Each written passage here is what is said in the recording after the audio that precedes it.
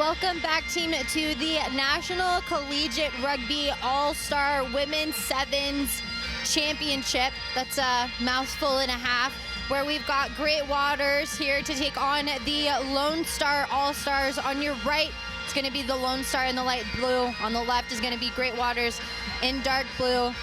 World of blue here. A world of blue and Great Waters. A tough loss early this morning against Allegheny, just missing out by a converted try. But the women in the light blue, the Lone Star All-Stars, they were on proper form, cinching a 24-5 victory against the Midwest. And keep your eyes out on Lockerman. She's wearing number 9. And she is electric, both on defense and attack. Right here, we've got the Lone Star roster up. Like you said, keep an eye out for Lockerman. Also have a lot of talent in the number 3, Uatafe. And then we've also got the number 13, Anderson. Such a defensive menace. And then we've got Great Waters. There are some people to keep an eye out for as well. The number 15, Saris Rid, is going to be one that we're going to have to keep an eye on. And Great Waters go for a kick. It's short, only goes about 2 meters. So that's going to go back in favor of Lone Star with Gisick. Ready for the quick tap there in center pitch. Wonky start for Great Waters. Error off the restart. So first attacking here, Lone Star. Deep switch goes to Anderson, who then gives it to Atafe, and they get it into Lockerman very quickly. He's patient with the offload, and they get a little congested there, as the Lone Stars are going to have to widen the pitch out a little bit. Gisick, though, turns on the Jets, and she gets tackled right outside of the 50. Nice little offload. It just pins them further back here. Big contest at the ruck. And the attack looking a little bit flat here. Anderson, who was the second receiver, has to go ahead and take it in. Keeps the feet going, though. And they've got Lockerman if they can open up some space for her. She rounds the corner, has to step back inside, and she's well met by the defense coming in from Rid. Well marshaled from Great Waters. Henich wearing number 27, integral part of this Great Waters side. But Lone Star need to get Lockerman the ball earlier on. They're too static in the middle of the pitch. Henich with that throw in, not straight, hitting the outside shoulder of Jarabek. So that's the choice for Lone Star. And it looks like a free kick at the 15. Looks like there was some shop talk there between the center referee and the AR. So a short arm penalty goes in favor of a Lone Star. Moves it into the hand of Anderson. Works it through to Uatafe. Uatafe does a nice little pin and pass, but the pass is low. And it just knocks off of the fingers. The Lockerman didn't hear the whistle, though. Gets taken back, and it's going to be a scrum with Great Waters. That's 2 mishandlings for the Lone Star State. We saw that earlier today whenever they played as well. Potentially getting ahead of themselves in the middle of the pitch, doing a little too much. They had the 3v2 already created. The overlap was there, holding on to that ball just a little too long, and then you're releasing it and your hands fall down, the ball falls down, making it difficult to hold on to. Scrum goes, it's a little bit chaotic there in the middle, and it opened up space for Henich, who then moves it to the number 12. Uatafe comes across, and Jarabek gets taken into ground. Just contest at ruck time. They've got numbers to work it out to the left. Using the one receiver, though, the number 13 takes it right into the guts. Jarabek moves it to Rid.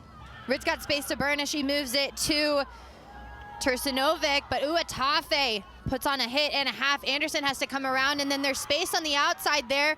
It looks like they're going to go ahead and make it into the corner. That's George for Great Waters, the University of Wisconsin sophomore. Olivia George. It was scramble D, it was chaos, it was hectic. But look at that offload from Egbutu. In contact, just loops it over the top. Not the best pass, but Olivia George cleans it up and gets 5 points, opens this one up.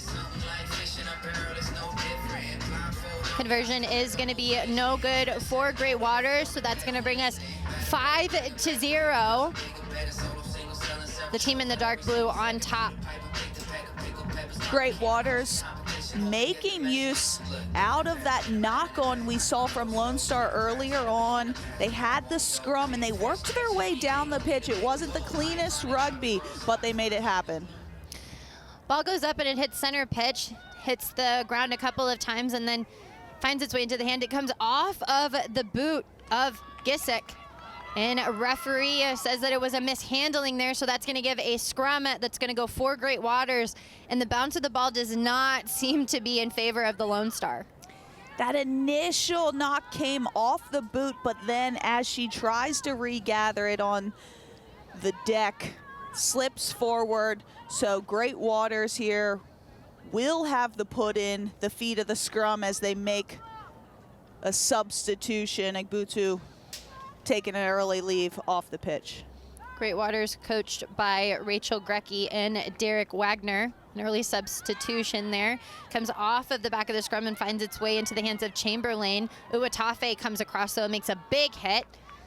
And the support looks quick as Rid gets up. Uatafe, though, putting in some shoulders there. Anderson comes, and she's got to go ahead and corral. Those are two defensive players you don't want to run into. But Great Waters now knocking on the door. They're about 5 meters out as they look to move it wide. They've got an overload if they can use it, and takes off one tackler. The number 13 makes it under the sticks, and it looks like that's Jarabek who's going to go ahead and hit it in the center. And that try is going to be good for Great Waters.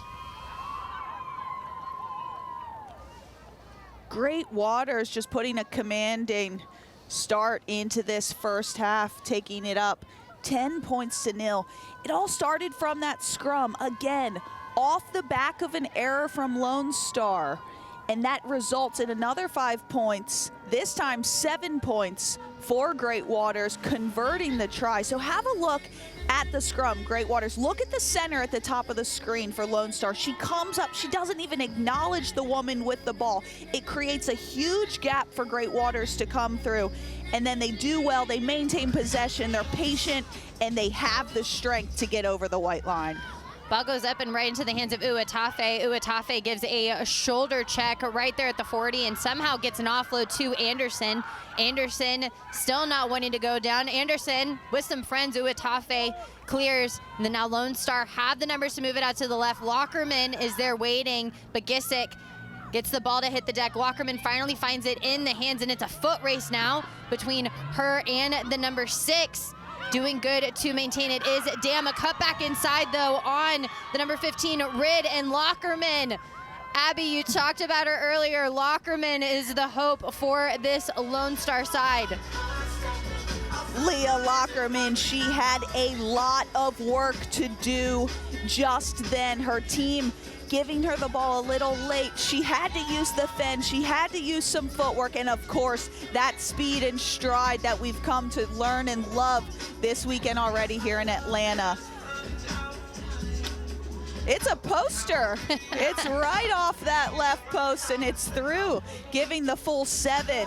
So again, doing a lot in the middle. Look at her, she almost runs directly to the sideline. I'd love to see her swap the ball there, use her opposite fend, but the footwork is flashy and it is effective. She gets another try.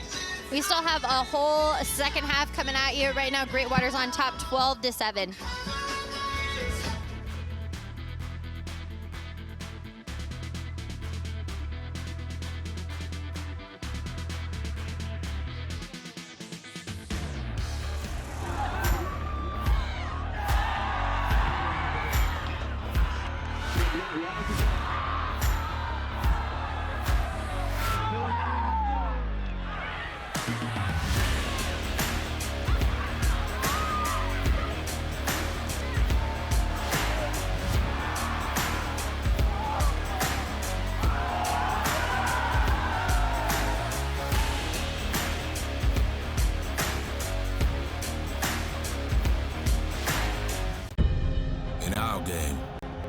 Play with our hearts.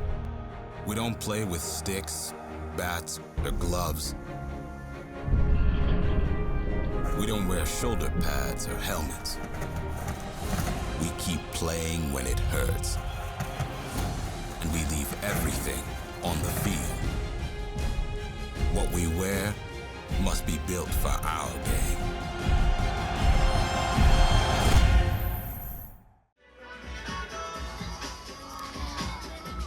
Welcome back, team. We are here with the second half about to get underway. The Lone Stars are down 7-12 with Great Waters on top here in Atlanta at Silverbacks Park. Abby, we talked about how Lone Star can do a really good job of coming up from the back end. Lone Star got that lone try from Lockerman, but they may have just snagged the momentum from this match. It's so crucial getting those points just before halftime, sort of putting a little dagger into the hearts of Great Waters, but plenty of rugby, plenty of action to be played in the next 7 minutes. Yeah, it's wild the action that can take place in about a 7-minute period. Looks like the Lone Stars are going to be the ones to kick off here as they elect to try and go short. Ball goes a little bit too short there, and Rankin forces the Lone Stars to have to go on defense as Great Waters get a center tap. Always frustrating when those kickoffs don't go 10. It's almost better to kick them deep, pin your opposition, make them go 80 meters for a try versus giving them halfway there already. A beautiful pin and pass, though, from Great Waters. Gets it into the hands of the number 12, Benke, but she gets annihilated there at the sideline by, looks like that was the number 1 for the Lone Stars, Goodwin. It's a simple set piece move. Ball goes through the hands, but she doesn't use any footwork, couldn't get the fend out, and it's great cover tackle coming across there from Goodwin. Line out is good as it goes to Uatafe and then to Lockerman, and then they get it out to a speedster here. She's over the 50. There's a chase coming across, though, from the number 6 for Great Waters. A cut back inside. Abby, I think she heard you about the footwork. We'll get the number for you here. The number 6, that looks like Kirkley. Kirkley is going to hit center pitch, and with the conversion to come, you got to wonder if Lone Star going to end up on top. Kirkley! Well done, Lockerman with the release, the ball over the top. And from her own 22, have a look. She takes the defender all the way to the sideline. She knows she's committed, but she's still 3 to 4 meters away from her. Banks off the left foot, and then she coasts under those uprights. What a beauty. It looks like that conversion was too low, so Gisick does not convert it. We still got our score here, 12-12. Abby, if there's one thing that we know in sevens, conversions matter. Those 2 points are so critical, especially as we tend to run out of time in this version of the sport. And that kick does go 10. Rankin is able to get it into the hands of Great Waters. A big hit coming in from Kirkley. The impact sub is able to get it into the hands of Uatafe, and a nice clear out. Kirkley is losing her mind a little bit too much there, and a not releasing penalty goes in favor of Great Waters. Electing for the quick tap now. Great Waters is off to the races. There's a little bit of a disconnect here, and she exploits the gap, and an offload with a low spot tackle coming in from Uatafe. They've got an overload to the left if they can use it. They've got room to burn here as she elects to just go ahead and take it in. The offload looks good, and Goodwin is coming across, but it looks like Great Waters, the number 10, Maxino has to cut back in, and then she dots it over Goodwin. We'll see if the referee was happy with that release. Looks like that's going to be a try for the Great Waters. They answer back quickly. Goodwin came across, having a little dance and celebration, getting those 5 points ahead here. The center attracts 2 defenders in. You see her, but with the bump, she knocks off Goodwin.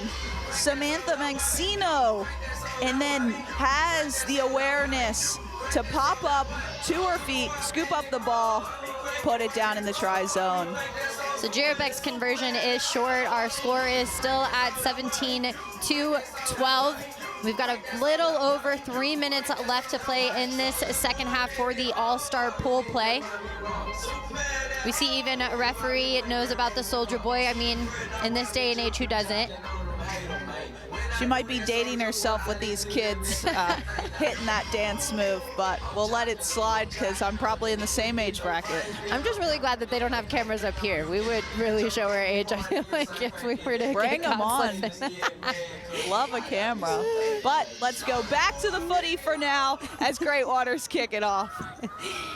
Their kick is successful. It does go 10, and so Lone Star already crossing the 40. They're going to have to get really aggressive here. Uatafe has to go in and dig it out. Referee says that it was a penalty against Great Waters.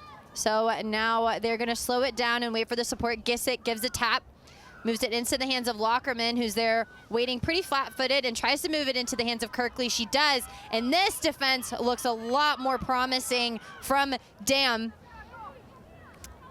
Dam gives a good hip, and they're pinned over on the left-hand side. They've got room to burn on the right as they get it into the hands of Goodwin. Goodwin does a little shimmy step, and Goodwin now has got the pace to burn. The number 1, can she do it? Looks like nobody's gonna catch her here. And we have got a tie ball game. A conversion can change this momentum and could finally see the Lone Star on top. Goodwin, too good for the Great Waters defense. It's simple, it's through the hands, it's a little slow and methodical, but then the in and the out, that acceleration, the knee drive. She is under the sticks, and the conversion is through the sticks. We have ourselves a true ball game here with Lone Star just taking the lead, taking that edge, 19 points to 17. Lone Stars now on top, 19 to 17, coached by Rebecca Karanko, Sarah Dickerson, and Kristen Karsten. These last minute or so is going to mean the most. Great Waters are able to field it, and there's a contest at the ruck. Ball bobbles out, and they've got the numbers to burn if they can move it and execute this. Rids got it into the hands of the previous try scorer. She looks for a possible loop, and it just gets flung into the sideline. Looks like that was a miscommunication there between the two. Miscommunication on the edge for Great Waters could very well be the detriment to this side. You see she starts to come around, but then ends up going back to that inline to support her. So Lone Star with the ball, only 24 seconds to seal a victory. Lone Star with a good line out. Uatafe gives a long pass, skips Lockerman and gets it into the hands of Kirkley. Kirkley, can she do it over the 22? She goes, and Kirkley is gonna get it over the line, and I think that's what's gonna seal the deal for the Lone Star side over Great Waters.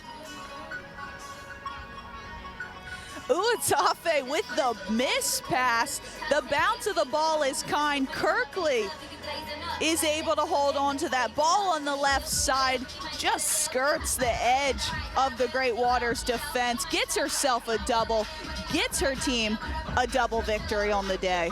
Looks like that conversion was no good, so that's going to bring our score 24 to 17. Lone Stars end up on top.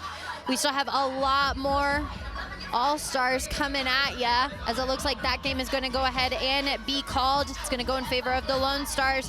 Coming up next, we've got Florida versus the Midwest. Stay with us, team.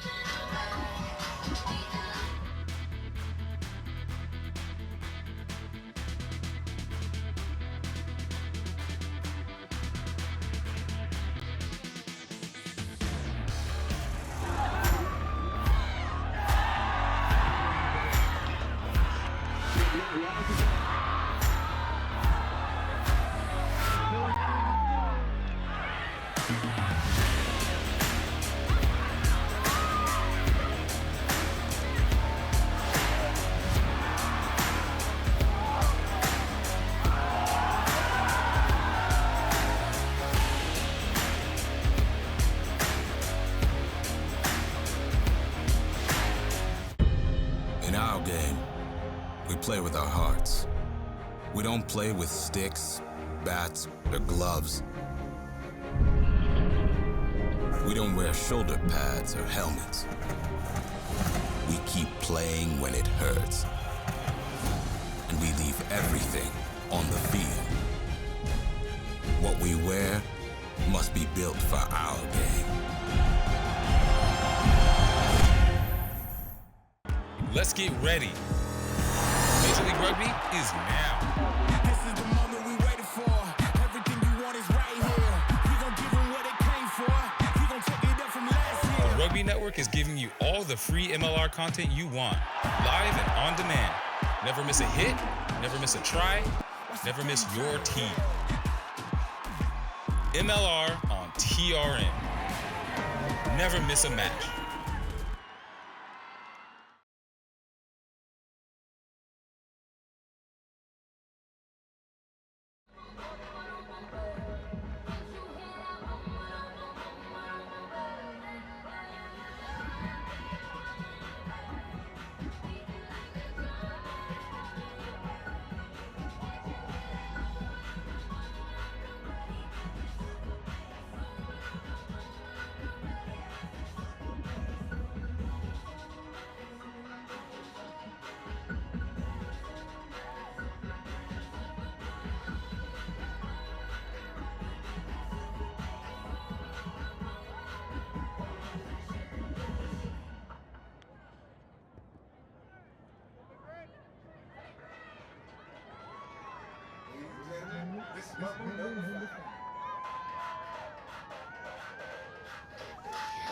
Welcome back, team. We're here for the National Collegiate Rugby All-Stars. We've got the Florida All-Stars about to take the Midwest All-Stars. My name is Darian Lovelace. I'm joined by Abby Gustitis. Abby, that last game was a revelation from the Lone Stars. It was impressive. Lone Stars looking good. 2 wins on the day, coasting through into the Cup. And now we have Midwest and Florida. Both of these teams had some tough losses this morning, so looking for their first wins right here, right now. Kick goes up, and it does make it 10. And the Midwest All-Stars almost took that one. Referee blows it up, though, and brings it back after they touched the ball before it went 10. So the Florida All-Stars will get the first opportunity at attack. The team in the pink and black. Tap in the middle, handling looks good. They've got a little bit of a disconnect here as trying to get in the face was the Midwest, and Link gets a card after not going for the ball. That's an intentional knock. An egregious penalty there deemed by the referee, and Link, truly the Link of this Midwestern side. So we'll see how they fare with just 6 players on the pitch for the next 2 minutes. A hard drift from Florida finds it into the hands of the number 15 as she just puts down her head, and Jaramillo gets taken down. They're still right at the 50. They dish it one way and then elect to go back to the right-hand side, and the ball just not being well taken care of. Disappointing for this Florida side, especially when you have the woman overlap. Just that indecision, that forcing the next layer when just set the ruck, pull the Midwest defense in, and look to use your extra woman on the edge. Scrum here at the 50, and the Florida All-Stars almost get caught in a wave over the Midwest. They are down a person here. They elect to move it to the left-hand side, just trying to maintain possession. A nice little show and go and a hard step off of the right from Lawson. Gets them a little bit more go forward, but they're getting caught a little flat-footed here as another show and go from Yorsek. Gets them right back into the same space. And now things are starting to look a little bit disconnected here for the Midwest. They get at the 40, and this is some tiring stuff as the Florida All-Stars maintain their defensive structure. A big counter ruck comes in, and from there Springer has to pick it up. Feels like there's going to be a lot of phases here if they can't break the line here soon. A big hit from the outside, tackles them in at the 40. And the Midwest doing a good job of keeping the possession. They are able to work it out wide, and it's a foot race now. The number 13, she's left out to dry there. Mueller gets tackled, and losing her feet for a split second was Smiley. It's a tough call for me from the referee. Seemed like the Midwest were holding on to that one, but Again, not the one with the whistle, just the one with the microphone. So we'll let them do that part. Let the girls play. And they try and work it out wide. They're taken down quickly on the outside. And nice ankle tackles coming in from the Florida All-Stars as they get caught on the back end. Looks like a slight conga line as the ball squirts out. And so now the Florida All-Stars are on the attack. They've got room to burn on the left-hand side if they can get it there. But there's a contest at rec time, and Midwest are over it. And it just looks like a wrestling match there in the middle of the field. Somebody finally comes up on top with it. Florida All-Stars almost get taken out by a turf monster there, but off to the races now is Smiley. Smiley is gonna have to breathe through this one as she's now able to dot it in between the sticks, but that was a long passage of play for both sides. You can see some players already kind of bent over after those first 3 minutes. Smiley breaks through. Not much of a chase on. We're walking to the ruck. We're slow, we're methodical. Smiley gets taken out. But then the high step and escapes the Midwest defense. Takes her time, earning her team 5 points. Looks like conversion is good as well. That'll be the full complement of 7 points. And then the full complement back on the pitch for Midwest. So we see Lincoln, number 22, returning to the field. The team in pink and black now ready to go. Only got about 2.5 minutes left here in this first half. Kick goes up and it's fielded cleanly by the Midwest, and they are ready to use it. A big hit though, right within the 40 as the Florida All-Star sits down the Midwest.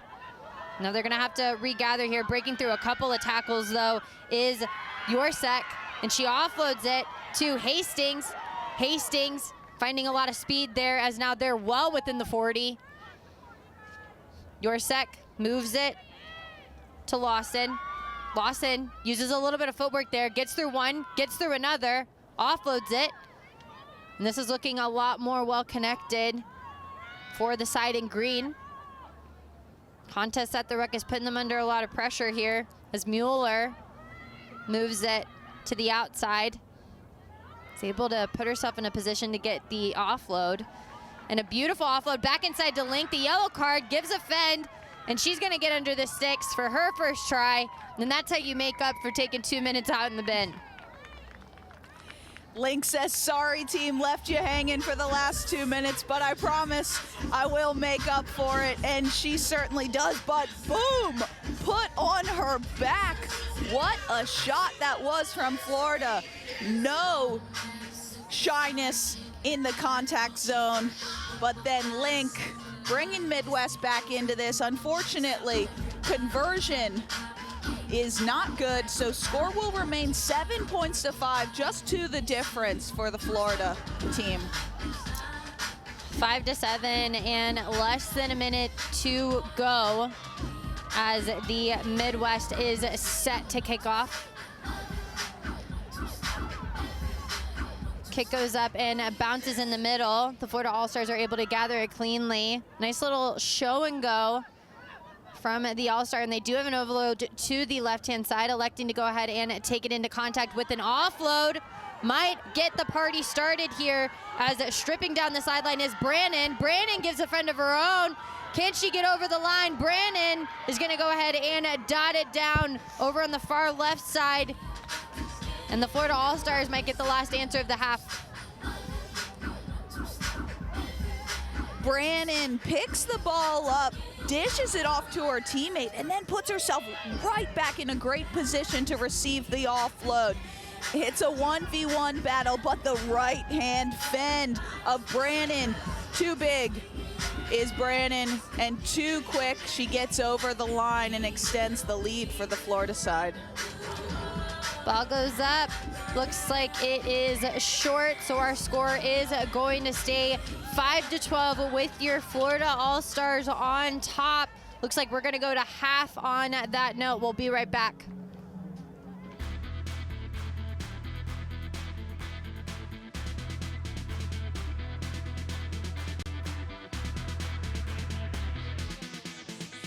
Let's get ready. Major League Rugby is now. This is the moment we waited for. Everything you want is right here. We gon' give them what they came for. We gon' take it up from last year. The Rugby Network is giving you all the free MLR content you want, live and on demand. Never miss a hit, never miss a try, never miss your team. MLR on TRN. Never miss a match.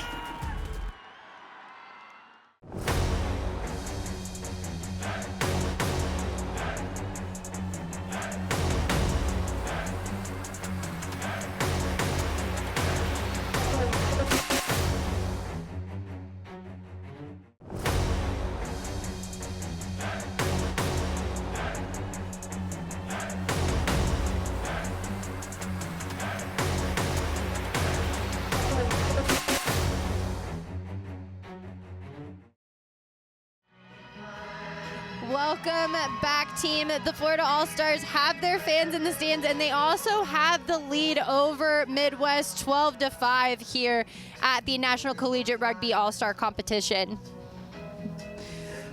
The Florida fans are on their feet, as they should be. That last effort try from Brandon, a real solo effort.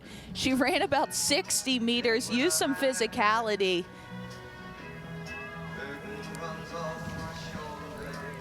Hi, And team. unfortunately, you're stuck looking at us now. We have no rugby to show you here, but thanks for tuning in. And it looks like the Florida All-Stars are going to be the ones to kick us off here. The team in the pink and black on the left-hand side. And on the right, we see the Midwest in their green. Thank you, referee. Who do you know? Sweet Caroline. Bum, bum, bum. And we're off. And it's a clean take from the Midwest. And you and I both know that we love to see it. They take it cleanly, and they're at the 50, and they are putting on a performance there at ruck time. They hold strong, though, as now the Midwest are going to take it into center field. Dishing off one is the number 13, Mueller. Mueller making a mess of this Florida defense as she gets over the 22 and loses the ball. Unfortunately, that's a knock-on, as now they have to go back on the defense here. The line gets set quickly as the Florida All-Stars are going to have to regather, trying to move it out wide. But a good defense comes in, and it looks like that's going to be Smiley again. Does she have the gas to finish it? That's Jaramillo, excuse me. Jaramillo has a sea of green coming across. Link gets underneath the ball, and over top is a Midwest player, and Jaramillo gets left out to dry. That's a big defensive effort from the combo of Link and Sheck. Not sure Florida were back quite 10, but referee says play on as Florida have a player down and out in the back. See if they can use this space. And doing a nice little dance there on the sideline is the number 6, Lawson. Lawson gives an offload back on the inside to the number 17. That's Yorsek. Yorsek is going to go ahead and dot it in between the 6. The sophomore criminology major is able to go ahead and get another 5 on the points. It's a turnover, but it's Ivy Lawson, the jinx, the jukes, and then the inside ball to Yorchek. And then she just turns it on to second, third gear, accelerates away from the Florida side. Conversion no good from Link, so 5 points there. Just that 2-point differential. Florida with the edge at the moment, but just under 5 minutes to play.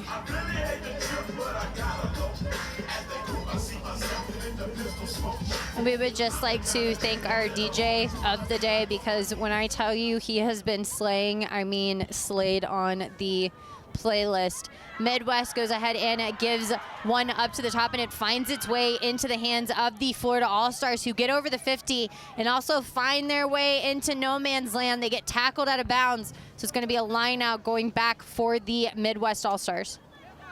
Ivy Lawson creating space on attack. Link applying pressure, but misses her mark, and then coming across. Great work. See how she wraps up her legs. The ball carrier is unable to keep that leg drive and bundles her into touch. getting that ball back for her side.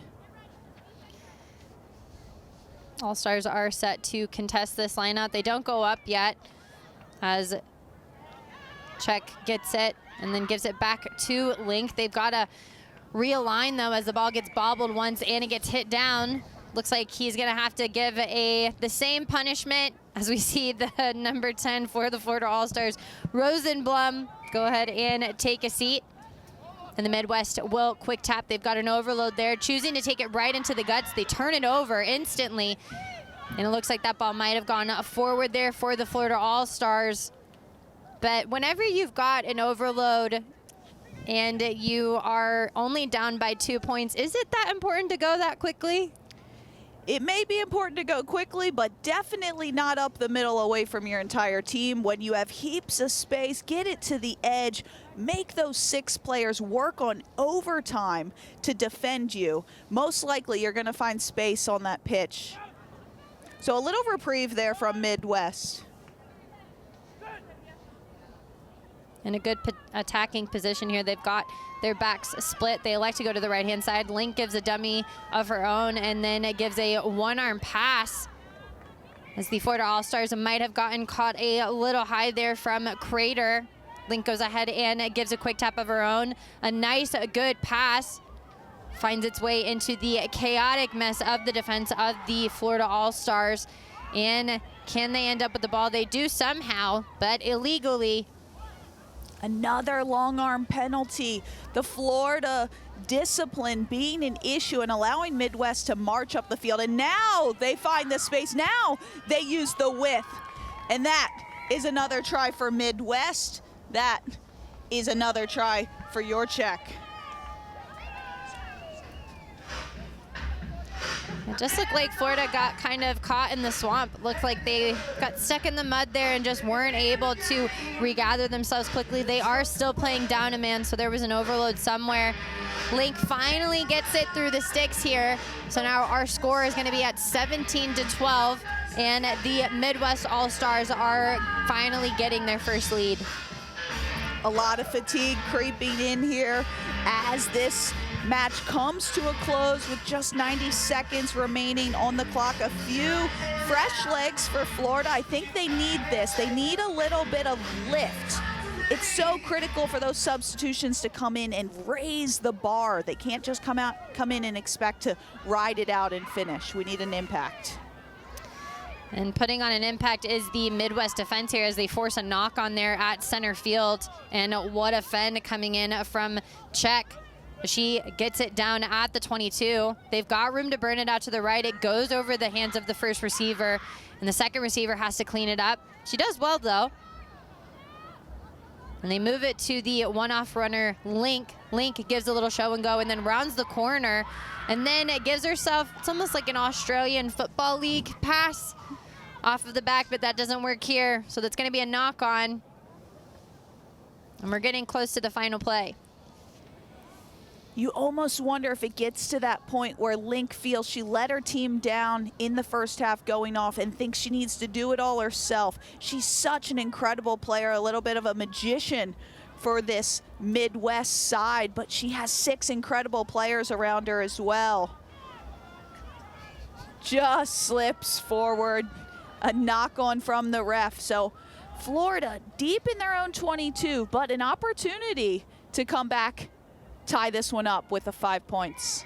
Florida now at full strength, and they also get a long arm penalty. That scrum looked very messy, so no way that the referee is going to let that one slide. They choose to take it right into the defense. A spin move and a fend gets them over the 22, but they're looking a little bit flat here. Moving it to the right-hand side, she goes behind one of her own players, and then finally gets it into the hands of the Florida All-Star. Could this be it? She needs to do a little wiggle around. She does. Link is giving chase. Link makes something happen, but an offload back inside from the Florida All-Stars. Cutshaw, she cuts deep here. She dots it down in between the sticks. And that looks like that might be final play. This conversion could tie up our ball game. Florida go the distance from just in front of their own try zone. to Midwest Tri-Zone. Now this kick will be for all the money. It's all the marbles. And Florida's Jessica Rosenblum, she gets the opportunity. Will it be glory?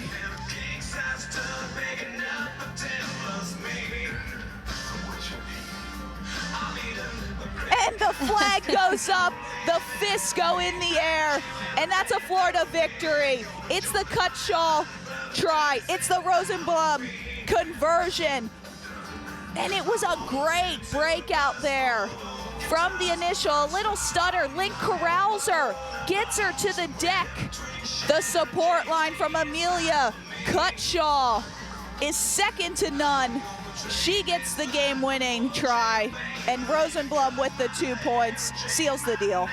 And that's going to go ahead and bring our game to an end, 19-17. Could it have been the love from the fans that got them there? We'll never know. But the Florida All-Stars are going to come out on top in this pool play. We still have a lot more rugby left. Rugby Northeast set to take the Big Ten next. Stay with us.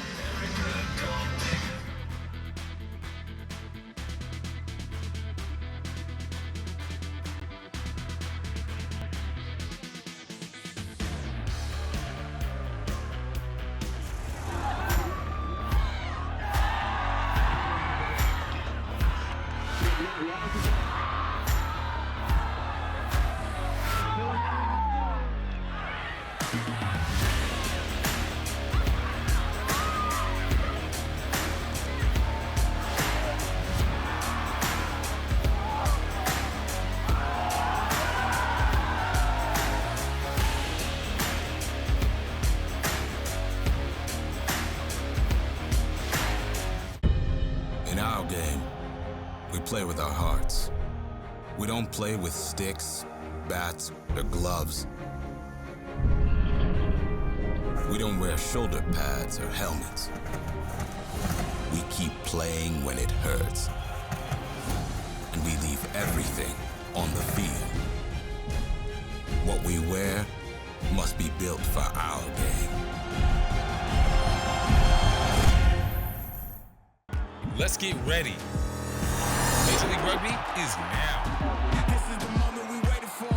Everything you want is right here. We gon' give them what they came for.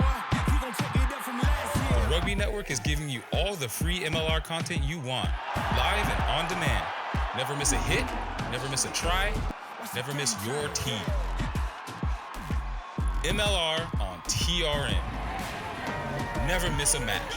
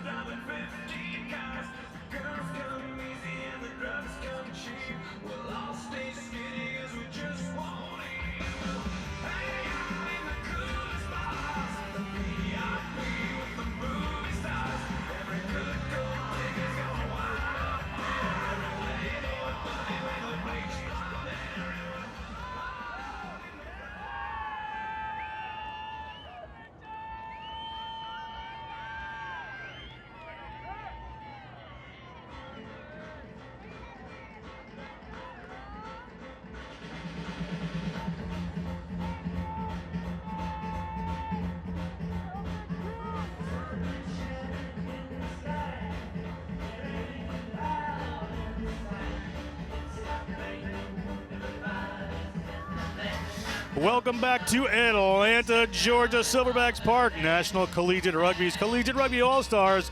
John Broker with U.S. Olympian Abby Gustitis bringing you All-Stars action between Big Ten and Rugby Northeast. Great matchup coming. We're back in the All-Star division for a few more games here. Wonderful stuff coming, and we'll check on how these teams are doing. Abby, a lot of fun coming up here. Lot of action. Big Ten looking good in the gray thus far. And then we have Rugby Northeast in the dark blue set to receive this. Big Ten are 2-0 and 0-1 are Rugby Northeast at the moment. It is going to be Big Ten in the gray to kick this one off to Rugby Northeast. They come down with it through Emma Cullen. Emma Cullen takes that one to the ground. Pressure coming in from the Big Ten early on here. Peterson moves that ball across field. Nice work up the front of the field there from Anna Griffiths. Griffiths gets the ball across, space opens up. Gonna have to dart around the side, putting a little power in there. Kyra Grimes. And penalty quickly against a Rugby Northeast player, not releasing around the contact area there. And it's gonna be quick ball here for Big Ten. Big Ten, little pop pass spills forward. So scrum advantage, nothing happened. Player picks it back up, be a scrum here to Rugby Northeast. Disappointing there from Big Ten. You have the defense back 10 meters. They have a go. It's a quick tap. It's a little bit of a pin and a pass. Just juggles it. The defense does really well.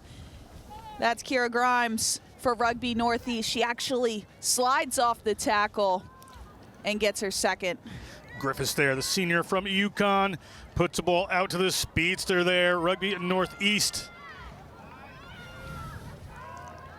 Gonna work their way towards the side of the field, but turned over there by Big Ten. Big Ten coming back, hit in the middle of the field. Little spin move there, gets away with it.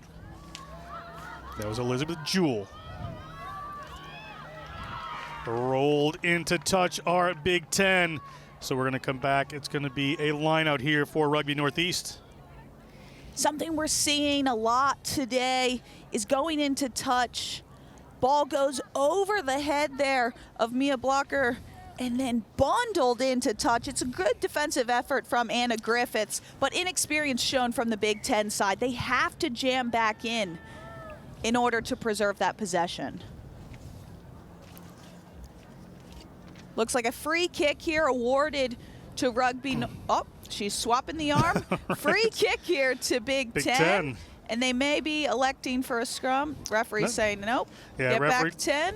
Just pushing it back there. So we have a Big Ten free kick here from midfield. Coming across, trying to move that ball. Player a little caught there by the defense. We'll have to reset it. Good tackle by Cullen. Ball back across there from Blocker. Up there to Ella Kibbe. Kibbe passes it away. They take the corner, and the race is on, and the race is going to be won by the Big Ten. Big Ten with the speed, going to be able to touch that one down. 5 points on the board. A great early play. Just work the width around the corner. Try awarded Big Ten. Again, Kibbe there gets it off to Elizabeth Jewell. Takes the corner. I know you said it was a race, John, but again, I'm not sure who else was competing with her. She took the edge. She ran about 10 extra meters and still had plenty of distance between her and the defense. Just trying to make it a little exciting over here as that goes sailing past. So we'll come back. It'll be 5-0 to the Big Ten, looking strong in this All-Star tournament as of now. All this All-Star play will go into medal rounds tomorrow, playoffs here Sunday on the Rugby Network. If you're in the area, come down to Silverbacks Park. It's going to hit a beautiful 50 degrees tomorrow as we get underway here again with the Big Ten. Gale puts that downfield, hangs over the head of Adams, rolls into touch. So outside of the 22 will be our Rugby Northeast lineout. I love that option from Gale in Big Ten. She has a scan. She assesses where Rugby Northeast are set up for the kick receipt, and she spots the gap, lets that one dribble into touch, and looking to apply some pressure here, pin Northeast down in their own 22. Ball comes down there from Adams. In the middle of the field, they go for the kick. They're able to get it in behind there. So a bit of a foot race again here. Space open on this right-hand side. Pass back in. A good little bit of skill there to get the ball to Cullen, but knocked on in the effort. So we're going to come back. It should be a scrum here to Rugby Northeast, just outside the 40-meter line of this Big Ten team. The smallest of margins with that knock on. She regathers the ball, passes it back indoors to Tessa Weisgerber, and then you see her just unable to hold on to that low hanging pass. So ball back for Rugby Northeast, looking to only use one half of the pitch. Rugby Northeast, Griffiths gets it out to Peterson. The switch fields back around, trying to get a center field breakdown here for options either way. They're going to go to left-hand side. They've got a runner open on the outside. Can't quite get it out to Brooke Adams. Adams trying to fight her way through there. Get going again. Grimes to Griffiths. Middle of the field they go. Palacio gets the ball away. Another hit there on Cullen. Massive shot there coming in from Big Ten. Not worried about the physicality is Mia Blocker, seeing her what it means as she applauds the knock on. Little pass, she comes across, puts her body on the line, makes Rugby Northeast bobble that one forward, and she earns her team the ball back. So Big Ten, just a minute to go in this first half. It's going to have the put in just inside their 40-meter line.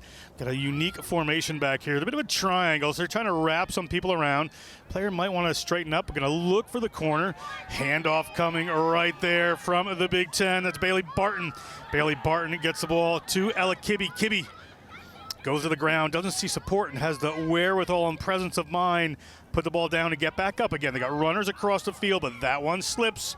Little mistake. She is not thrilled, Mia Blocker, but she's had a wonderful day so far. Everybody's allowed one mistake, and it's going to be a scrum here for Rugby Northeast.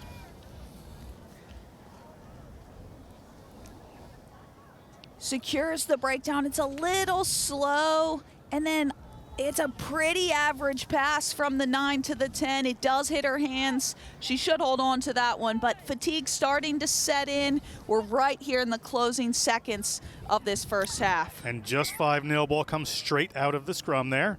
So they're going to reset this.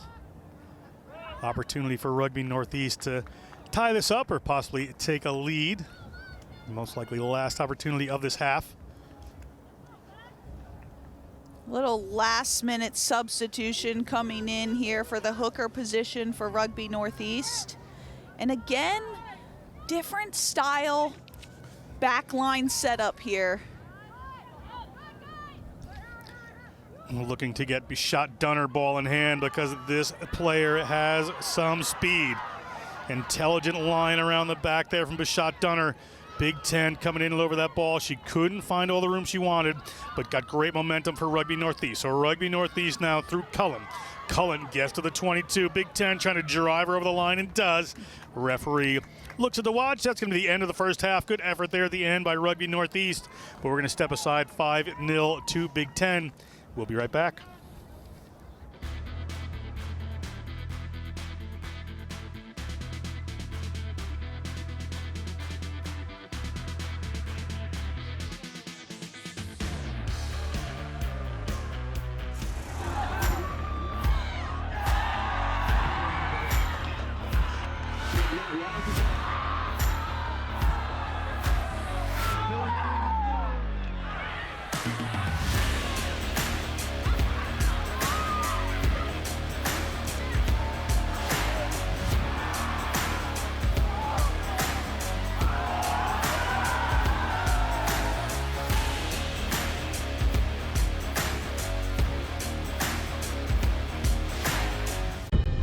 In our game, we play with our hearts. We don't play with sticks, bats, or gloves. We don't wear shoulder pads or helmets. We keep playing when it hurts. And we leave everything on the field. What we wear must be built for our game.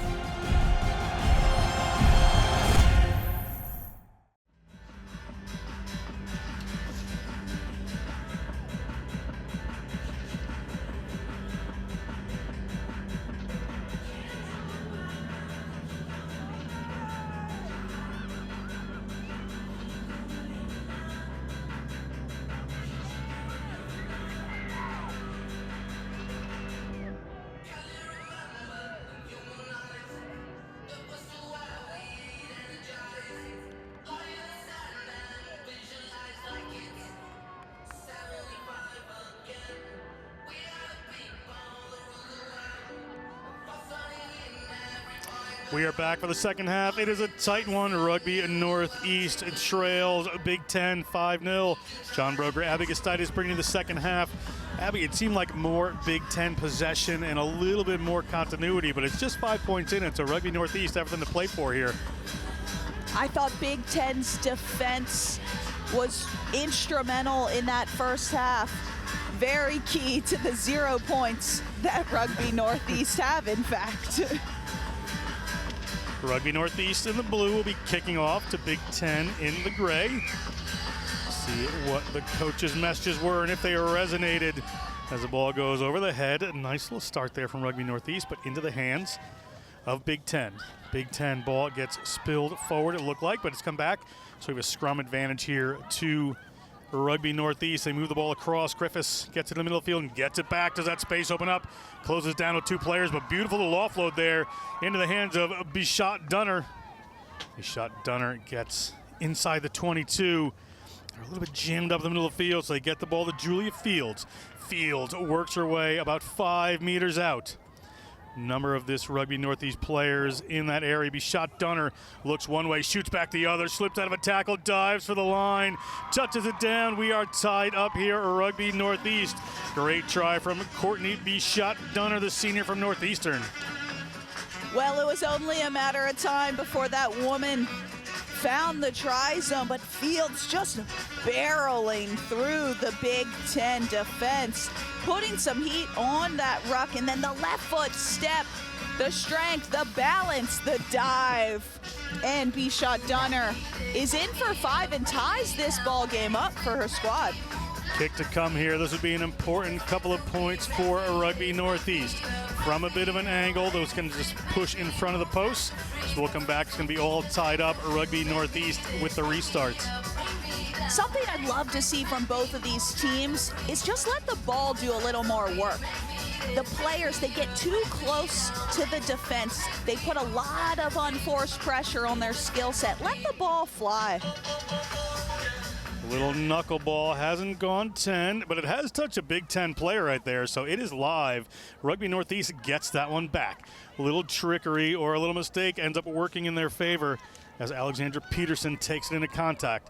Player from Big Ten started in front of that one, but a referee's gonna let it go. Is there fine to go? Chiaffi gets the ball out in the field. Fields has to chase it. Fields knocks it forward, so ball is in the hands of Big Ten. Nearly a break. They're going to reset this one and move it out into the middle of the field. Ball there to Bailey Barton. Bailey Barton on a wraparound, gets it back, doesn't straighten up, just goes across the face of the defense there. So just leaves it open, ends up throwing a forward pass based on that. So a little bit of scrum for Rugby Northeast here. Again, just holding on to that ball, thinking you need to do a little too much in the middle of the pitch. Those wraps are not going to work when your hips are facing the sideline. You need to go forward. You need that person to buy you time to go around. And then a little bit of heat and pressure from Rugby Northeast forces that forward pass, and they got the ball back in a left-hand scrum. Rugby Northeast does that ball squirt out. There it is. It's in the hands of Gale. Puts it in behind. Sorry, it was Peterson. Puts it in behind Fields. But a knock on, so going to be a scrum again to Rugby Northeast in the center of the field. Yeah, ball from 9 to 10 is pretty clean. And then just miscommunication on different pages. Fields was running that down line looking for a short pop ball, and then she thought she was going to hit the out the back. So unfortunately, another exchanging of possessions, but ball back for Northeast. This one to Peterson, looking down the left herself. Opens up some room for her teammates there if they can work the ball across, but torn away in the breakdown by Big Ten. Big Ten keeps the ball alive. They've got runners. In the middle field they go. Looking for a big break here. Barton put in that pass, and the run is coming here. That is Mia Blocker. We've seen her do this before today. Mia Blocker, the first-year player at Notre Dame. A very storied high school career. Touches down 5 points, the Rugby Indiana All-Star. And 5 points to the good. They take the lead again, do the Big Ten. It's a quick transition from D to attack. You see Jewel there, able to stay on her feet. Flings that ball out the back, a very, very flat ball to block her. It's a hard right step. No one back home for Northeast. And this woman's defensive efforts have not gone unnoticed, and now her attacking prowess being put on show here at Silverbacks Park. Kick was no good, so we're at 10-5, Big Ten over Rugby Northeast. So still plenty to play here for this Northeast team. Big Ten will kick this off. 2 minutes to go in this one. After this, we have North Atlantic versus South Atlantic. The Battle of the Atlantic. Kicking right there into the hands of one of these key players. Courtney Bichot-Dunner has scored the try for Rugby Northeast, but can't find room that time. Peterson into contact. Having to scoop that one up. Rugby Northeast still on the move. That's Palacio. The player not releasing, not moving away for the Big Ten, so Rugby Northeast gets a penalty. They're going to go quickly here. Peterson again gets the ball to Fields. Fields holds the ball, has a couple of dummy passes there, and then takes it into contact herself.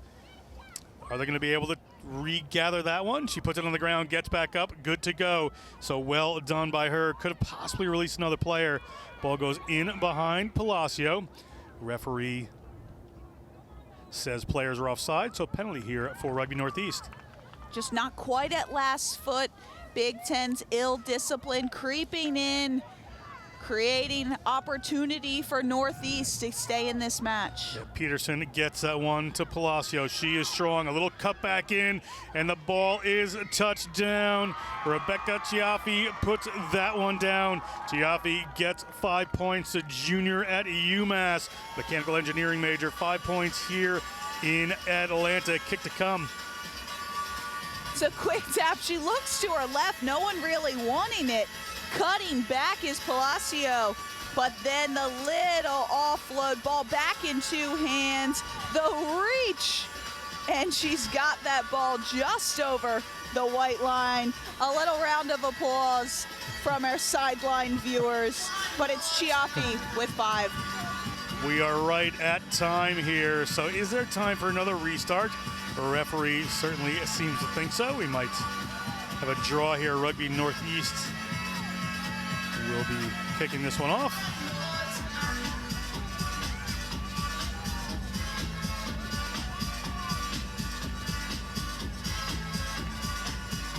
See what the option is here for Rugby Northeast. They decide to push that one long. It was off the hands of a Big Ten player, so their ball at their own 5-meter line. Big contact coming in from Rugby Northeast. 95 meters to go for a winning try for Big Ten. Ball scooped up by Big Ten. Rugby Northeast trying to force some errors here, and we have a knock-on against Big Ten, but the referee is going to whistle us for the end of that one.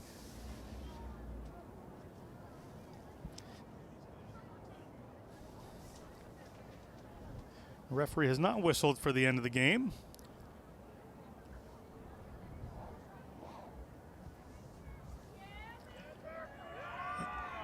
And now seems to have, so that should be a draw for these teams. Everybody at 10 at the end of that in pool play. They'll have to go to point and point differential later on today. So that's your matchup there. We're going to have the Battle of the Atlantic, North Atlantic versus South Atlantic, just after this.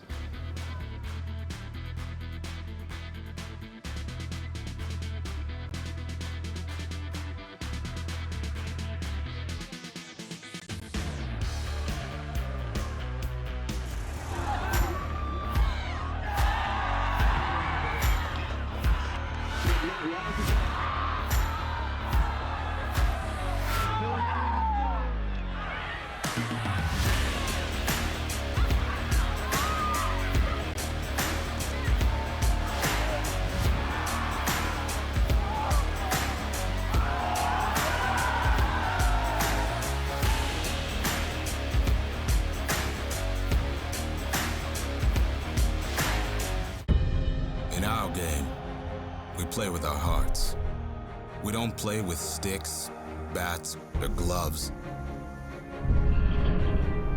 We don't wear shoulder pads or helmets. We keep playing when it hurts. And we leave everything on the field. What we wear must be built for our game. Let's get ready. Major League Rugby is now. This is the moment we waited for.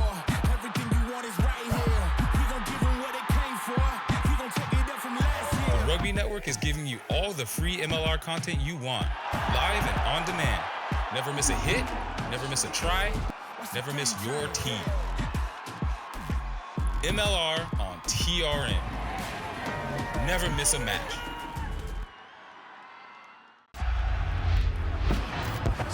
Rugby is all about feeling. The feeling when you crouch, when you bind, when you set.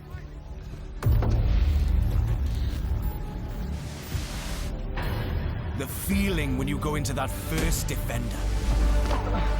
The feeling when you make that first tackle. The feeling when you take that first hit.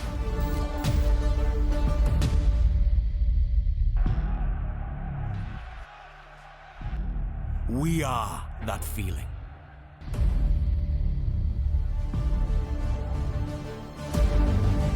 We are contact.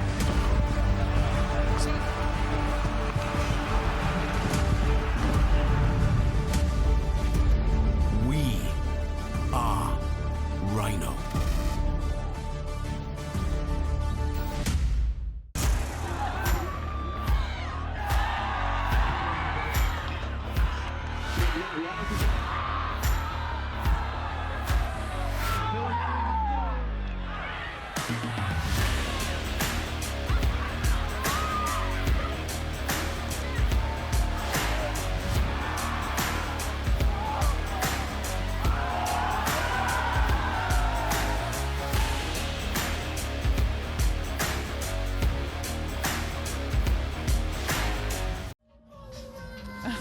Welcome back to Silverbacks Park. We are in Atlanta. We have some ball runners on the side staying warm.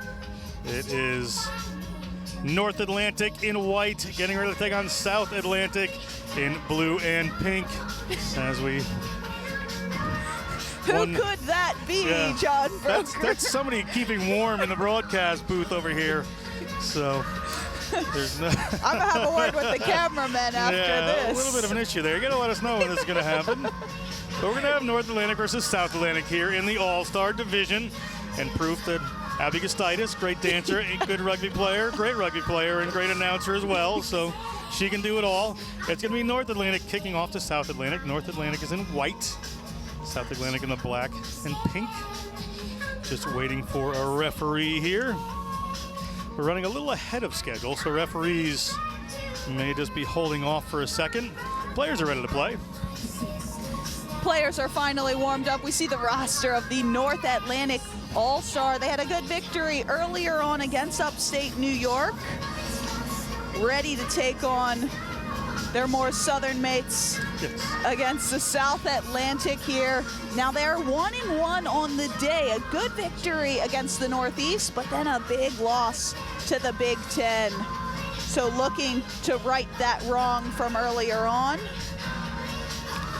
We are nearly ready to go underway as things start taking shape toward the quarterfinals tomorrow, or knockout rounds. So again, North Atlantic will be kicking off to South Atlantic.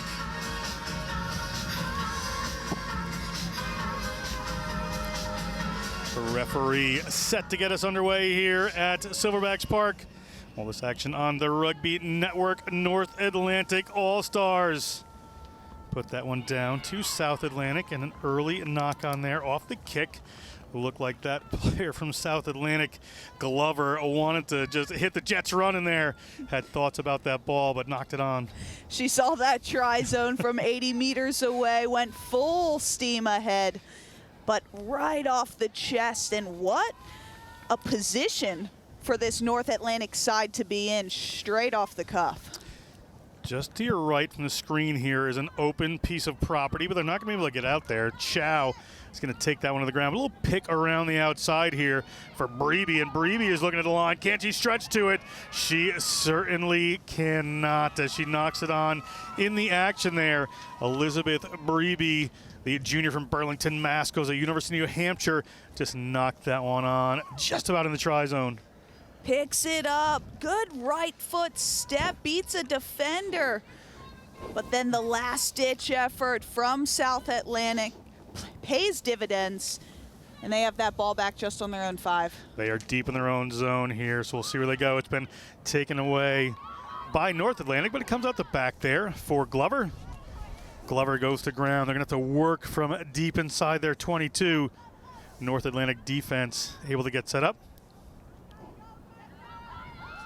Looking for a break here are the South Atlantic All-Stars. Inside their 22 still. They have one runner out to the side. So Fleming puts the pass out there, and they go to the ground. Player has to roll away there for North Atlantic, and does. And Glover comes in, and now here's an almost break there. Kyle Lyons. Glover in that distributor role again, into the middle of the field, looking for some space. Well marshaled currently by the defense. Breeby tries to make that tackle, but Sarah Jones comes around the corner. Sarah Jones with a handoff there has Breeby chasing her. Sarah Jones, a senior from Calabash, North Carolina, goes to University of North Carolina, Chapel Hill. She's in a fight, but she gets to the ground. 5 points for Sarah Jones. Sarah Jones flirting with the back of that try zone. But that woman just blitzed down this left flank of the field. It went through the hands. She goes immediately to touch. She thinks she has the wheels, and she affirms she has the wheels. The right arm fend helped as well. Kick is not going to make it, so we are going to be at 5-0 for the South Atlantic. In the Atlantic battle here, so restart coming from South Atlantic. North Atlantic opportunity to answer.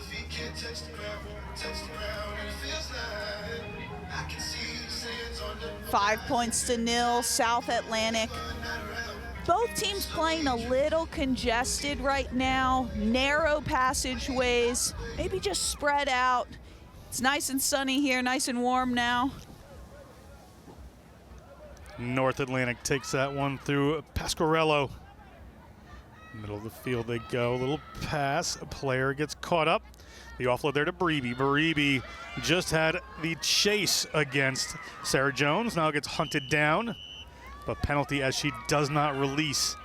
So Jones gets the better of that one as well. South Atlantic on the move. Jones will take the tap. Has 2 players to the left-hand side here. They have a 2-on-1 if they can get this ball away. They get the ball into the hands there for South Atlantic to Chandler Winstead.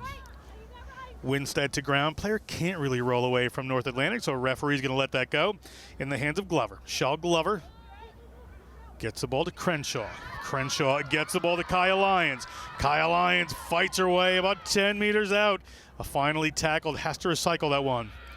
Fleming picking that one up. Has Michelle Glover. Glover looking at that corner, trying to work her way around. Has some company, but is able to sneak by Orozco and touches down.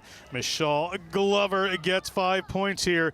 Excellent work from the Kennesaw State junior. Well, I know Glover was envisioning that one since yesterday. Just starts with a little jog and then says, you know what, I'm going to take the corner and I'm going to get 5 points to my name. Take my team up just 2 tries. Kick to come here.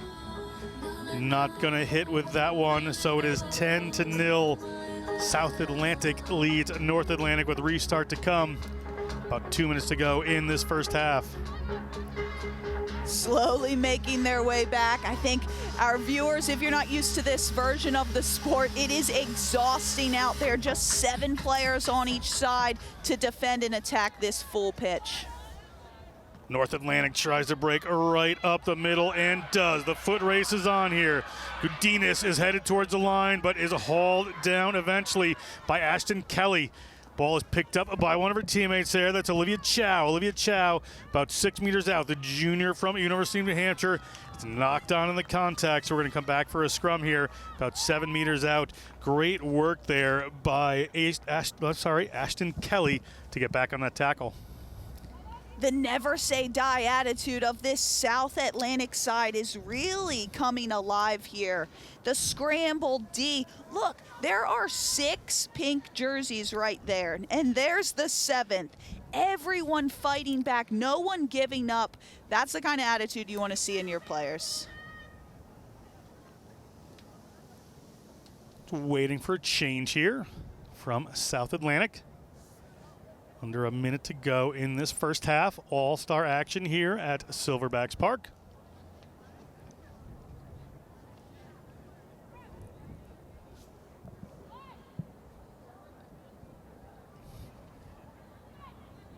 Ball here again in from the tight head side for this South Atlantic team. Glover comes back with the ball. They go to the boot, put it in behind. It's just about 25 meters out. So good attacking position here. Maribi finds her way through a couple, offloads the ball eventually there. Ball in hand, nice little break there for Caitlin Boggs. Caitlin Boggs finds a line, and just before halftime, Caitlin Boggs is going to touch one down. The junior from the Coast Guard Academy from St. Augustine, Florida, works her way across the line and cuts the lead in half. North Atlantic able to keep that ball alive, dish it out to Boggs. Little bit of footwork, a right-hand fend. It's an easy run-in for her. But it all started from that kick from South Atlantic, right? You have 30 seconds left on the clock. You're up 2 tries. It's better to just to play a tight game, keep your support nearby, a few rucks, and you're able to kick that ball out. Now, you've given the momentum back to this North Atlantic side. Kick is no good, so we're at 10-5. We're going to step aside for halftime. We'll be back with the second half of this all-star matchup after this.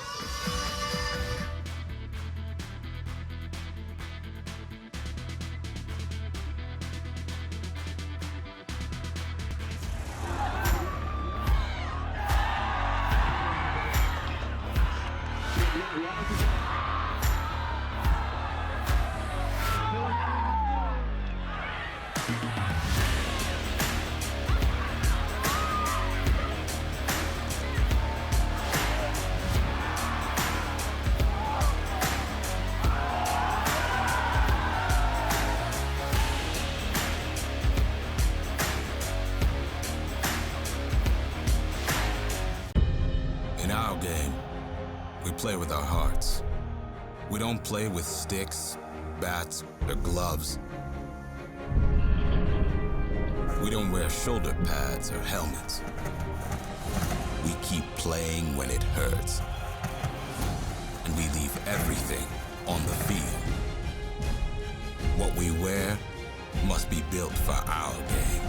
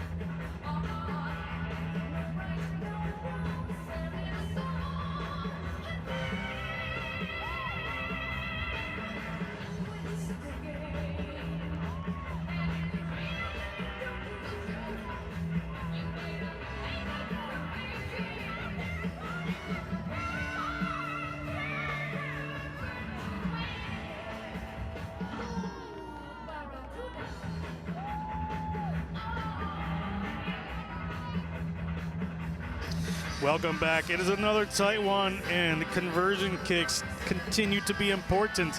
It is the North Atlantic All-Stars and the South Atlantic. South Atlantic leads 10-5, just 5 points in it after a lot more South Atlantic play. John Broker with Abby Gustitis bringing you this second half. It's anybody's game.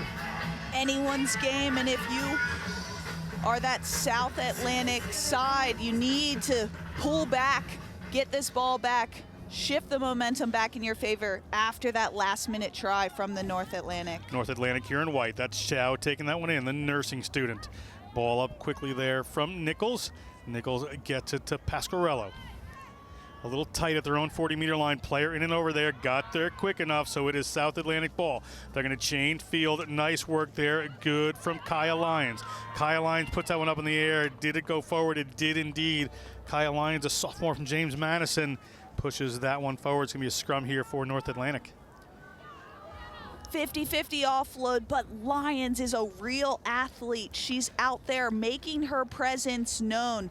Every time she gets the ball in hand, she gets past the advantage line. She beats defenders, and she gets that go forward that South Atlantic need.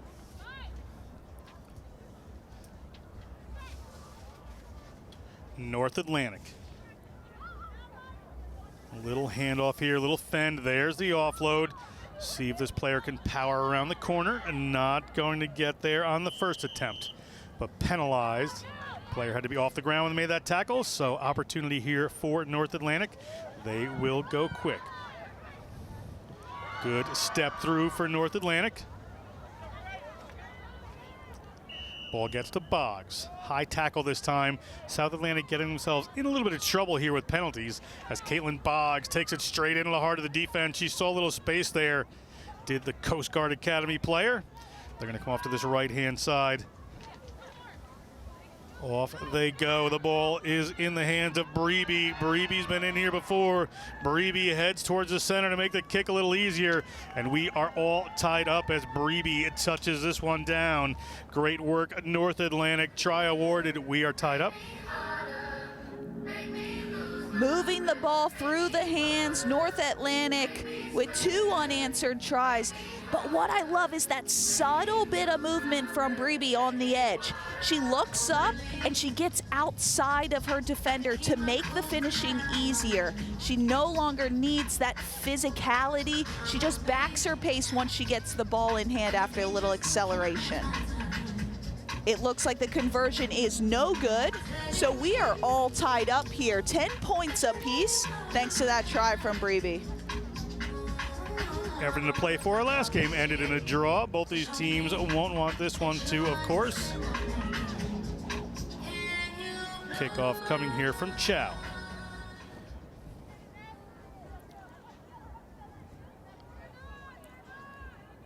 South Atlantic looking to retain the lead, or regain the lead, I should say, as they're inside their 22.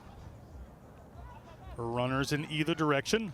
Get that ball out into the hands of Kaya Lyons. Kaya Lyons breaks the first one, gets out to the 40-meter line, and she's tackled by Caitlin Boggs. Ball back up into the hands of Kelly. Kelly has done an awful lot of work for this South Atlantic team. Offloads that one. Player has to pick it back up. Anastasia Neff. A battle for the ball. North Atlantic trying to keep them up in the air and force a maul turnover. Not going to happen as the ball comes out wider this time. Little step there from Lyons. Lyons stops and goes again. Lyons, a bit of work to do. She's got a number of these North Atlantic players around her. Breyer in there trying to rip that one away, and does. Breyer gets penalized for it. Little close there, but hands in. Referee says it's South Atlantic penalty. Sarah Jones goes quickly, spots a gap, backs her pace. Can't find the support. Unfortunate for Jones there. The ball comes back there into Kaya Lyons' hands. Kaya Lyons at the 22. Moves the ball out into the hands of Michelle Glover. Glover, very powerful runner, but player coming in to support. Knocks that ball to the side, so it's back to North Atlantic here. Player going either way with a couple of mistakes. Breyer's out wide. Here's Breyer. Breyer can turn the corner and does. It is a Breeby. Sorry, I'm calling her Breyer. Breeby got that one just a little bit wrong. Breeby heads towards the line, the Burlington, Massachusetts native. And she is going to touch down, and there's going to be 5 points here for Breeby as North Atlantic takes the lead after trailing most of the game. Deep in their own 22, gets the ball out. Lions just did so much work on attack, unable to do her job on defense. The Brebe Jones matchup lives on, and Brebe gets the better of that one, earning herself a second try in this match. Brebe gets that ball up. It is a try for Brebe. It is good for the conversion. So they take the lead by 7 points due North Atlantic. Good work, and that kick came from Olivia Chow. 7 points the difference as 90 seconds is on that clock in the top left corner of your screen. South Atlantic, they need clean possession off this restart. South Atlantic are going to get the ball at their 5-meter line. Down 7. Minute 20 to go. Trying to rip that ball away with the North Atlantic there through Boggs, but South Atlantic hang on to it. Move the ball out to Crenshaw. Crenshaw has 3 tacklers around. Player trying to go in and dig that one away, but not rolling away are the North Atlantic. So penalty here for South Atlantic. Here comes Shaw Glover. Glover gets around halfway around the corner, gets caught. Next runner just has to hang on to that. Tries to put a ball up to Crenshaw. It hits the ground. So we're going to go with a knock-on against North Atlantic. So South Atlantic ball here with time winding down. South Atlantic, they have this last scrum, likely their last set piece of this game. It's a great platform to execute something that you practiced on the training pitch. You should know exactly where your teammates will be. That is the advantage of having the put in at the scrum. You know what lines are being ran. You just have to make the right read based off the defense. Michelle Glover in the distributor role here for South Atlantic. Time is up on our clock. We have a little bit of referee's time, but penalty against North Atlantic. And Glover tries to get by the first, cannot. Going down that short side. Big defensive stand needed here from the North Atlantic. If they want to take this game away, they put it in the middle of the field, do South Atlantic. Elsa Burgo gets it a little wider out to Overbay. Overbay tries to sneak her way through. It gets it back there to Burgo. Elsa Burgo stretching the field out here. The first-year player from Elon University gets taken into touch. The referee takes it, looks at her watch. It's going to be over. 17-10. Comeback win there from North Atlantic over South Atlantic. That is it for that one. We're going to step aside for a second. We're going to be right back with Florida versus Allegheny after this.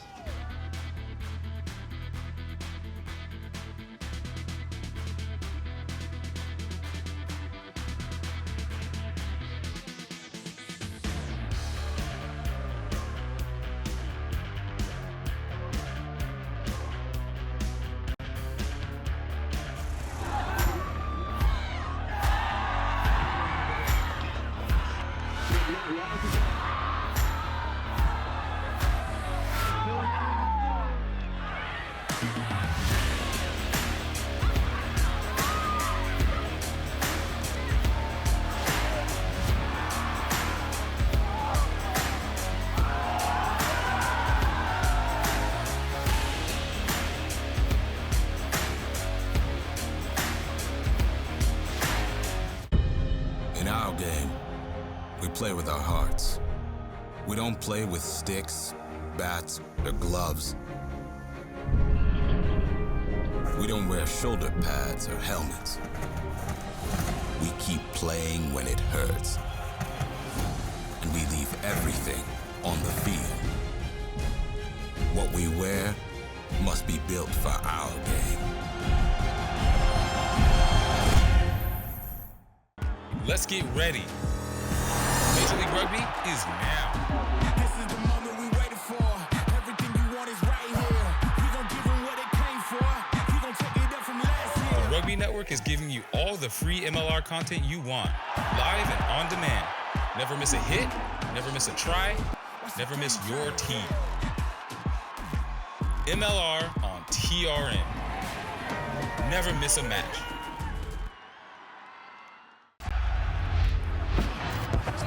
Rugby is all about feeling. The feeling when you crouch, when you bind, when you set,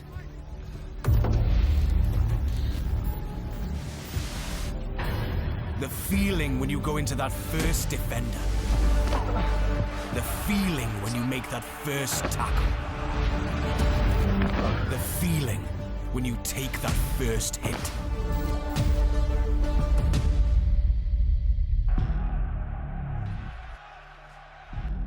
We are that feeling.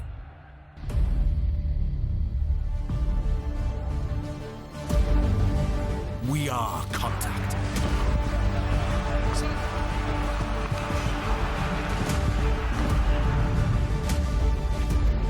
We are Rhino.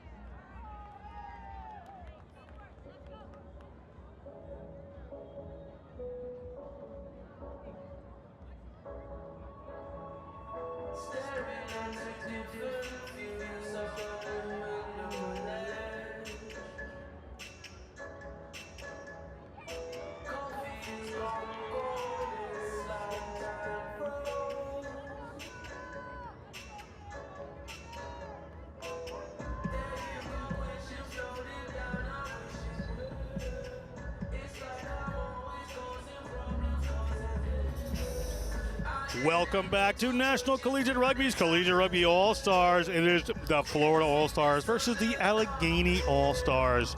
It is going to be our second to last matchup for All-Stars in the stadium today.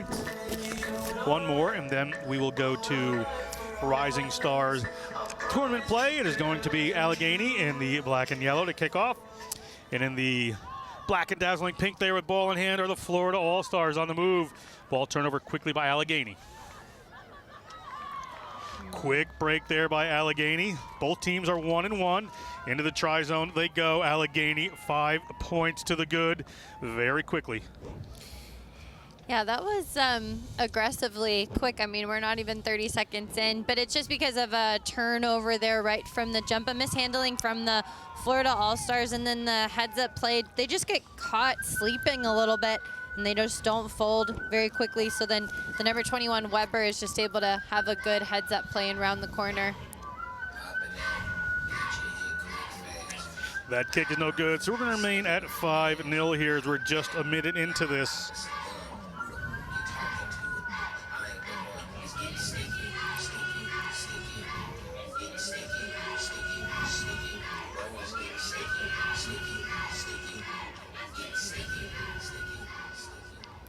Allegheny kicks off again to this Florida team.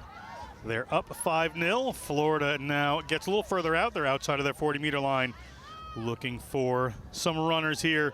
But a break up the middle of the field. Good work, good offload from Jaramillo.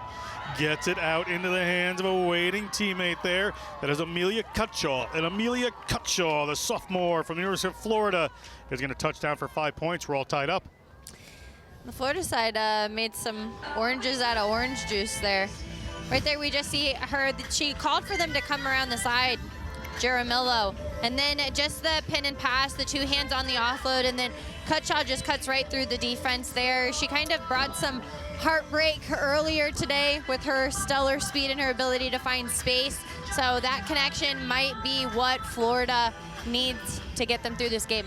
And Florida conversion was good there, so it is 7-5. Florida takes a lead, and I appreciate the little Florida orange juice joke there from my co-commentator. I didn't even like orange juice until I left Florida, so I don't know what that means to any Floridian watching. Rosenblum gets us going again. Ball is in the hands of Allegheny. Allegheny. Ball to the ground. Work that one back. Looking for some runners. Little inside line. Was that a high tackle? Referee says no. We're going to continue to play here. Good run coming in. That's Tamsin Boyce, the Wheeling University player. 2 players down, 3 players down from this Florida team. But a knock-on is going to allow them time to get back up from Allegheny. It's going to be a scrum here for Florida. Yeah, that maybe this Atlanta chill isn't working for that Florida Heat. I'm not sure, but it's not a good look here early on. I mean, they've got to go ahead and thank their mate for the knock-on against that side because, like you said, John, there were about 3 Florida All-Stars that were left in the wake of that offensive push by Allegheny. They were 7-on-4 for a second there before that knock-on. That should have resulted in some points there if they could have held on to that ball. But we're going to have a scrum here to Florida. Florida inside their own 40-meter line. Get that ball in. Quick in the middle of the field they go. They've got a runner out wide. They put it there with the miss pass, but it misses the intended target too. So a bounce pass going to have to go for the corner. Little offload. Ball goes back. Player jumped on it there from Allegheny. It was just kid at Christmas. Couldn't help but do that, but it's going to be a penalty for Florida, and here they come. Florida, a little show of the ball there from Rosenblum. Rosenblum looking for somebody to pass to, puts the ball onto the ground. Quickly back here for this Allegheny team. Allegheny gets the ball. Maya Weber. Knock on in there, so we're going to go back. It's going to be a scrum here to Florida. A little messy play there. Yeah, somebody needed to do something, and I don't even know if there was a mishandling there, but referee in the center blows it up to kind of reset. This is the 2nd or 3rd game that both of these teams have played, so it's just tiring stuff. The fatigue already setting in here early on. It's definitely going to be, it's going to take a lot of aggression and a lot of grit to get through the next 2 minutes of this half. Florida has the put in here. Ball to Rosenblum, but fed, so it's going to come back. There's going to be a free kick here for this Allegheny team. Somebody should want to go quick here. They have Tamsin Boyce on the left-hand side and some open field. They're going to slow this one down just a bit. Samatkoski has it. Goes to the right to McGovern. McGovern passes the ball away. Player takes a pretty big hit, but stays on her feet. Does Morgan Mattia. Mattia passes the ball back to McGovern. McGovern gets it there. A little pick and go. Not quite going to find a room on that side, but they are still moving with Dahlia Hill. Dahlia Hill sneaks out of one. We've seen her do this before today. Dahlia Hill just pins it back and is headed towards the line. And it's going to be 5 points to Allegheny as they retake the lead. 10-7, kick to come. I mean, that Hill made something out of nothing there. Being able to look up, there really wasn't a lot of space on that side. It's a well defended, but it's the leg drive and the determination to break through that tackle that gets Hill over that sideline. She's been powerful all weekend, and if you want to stop a player like her, you can't give her space at all. Lead change, kick no good, 10-7. Less than a minute to go in this first half. Allegheny will kick this one off through Semitkoski, the Indiana University of Pennsylvania Crimson Hawk, studying family and consumer science and education. Ball taken down by Allegheny. What a move there. Get the ball to Maya Weber. Maya Weber gets the ground, but picked up illegally so by Florida. So good work there by Weber from Hinckley, Ohio, Ohio University player. Dahlia Hill gets the ball into the hands of Mattia. Mattia spills it. We're going to come back for another penalty here against Florida. Going to have to be careful. That's 2 now for Florida.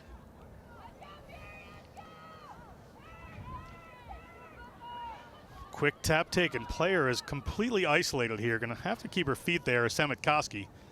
The ball spills, however. Possibly not the best course of action because it's in Florida hands. It was just a knock-on advantage here, so they might play on as they put a little pop pass up there. But good tackles coming in, so Florida now has to fight its way from deep in its own zone and spills that one forward. So we have a scrum coming to Allegheny, but that's going to end our half there. So we're 10-7 Allegheny. We're going to step aside for just a minute. We'll be back in the second half after this.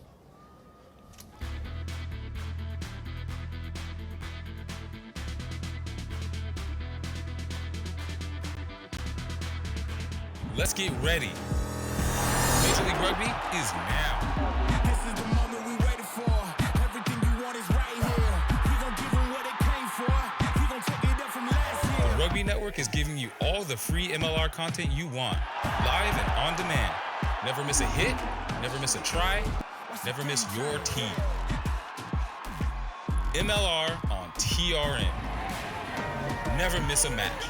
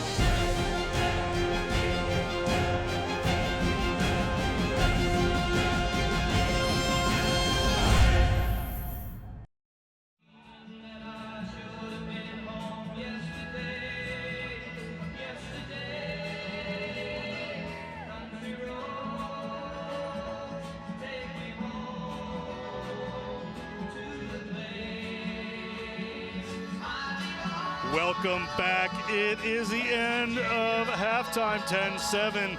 Lead for Allegheny All-Stars over the Florida All-Stars. John Brook with Darian Lovelace, appreciating the crowd signs. I do love the fact that they say we love Florida. I'm not a big fan of the fact that we're listening to a theme song about West Virginia, but that's me being picky. That's the only qualm I've had with our DJ at all today. It's been the only thing keeping us afloat here. If you are in the Atlanta area, our DJ is fantastic. As Wheeling's Alexis Dallas gets a hold of the ball, not the person you always want to kick to right off the restart there, as the ball goes a little wider for Allegheny now. Allegheny has brought some subs in right away at halftime, including Dallas, who was an instrumental part running as a center for Wheeling in their 15s championship run. But that one gets turned over across the field, so it's Florida ball here. Florida through Jaramillo. Little skip pass there. A player gonna take a hit there, Ahija. Florida continue to move. Jaramillo gets the ball away. Big tackle from Dallas. Both sides of the ball, she's good. A little slow to get up off of this one. Ball skips by the first intended receiver there.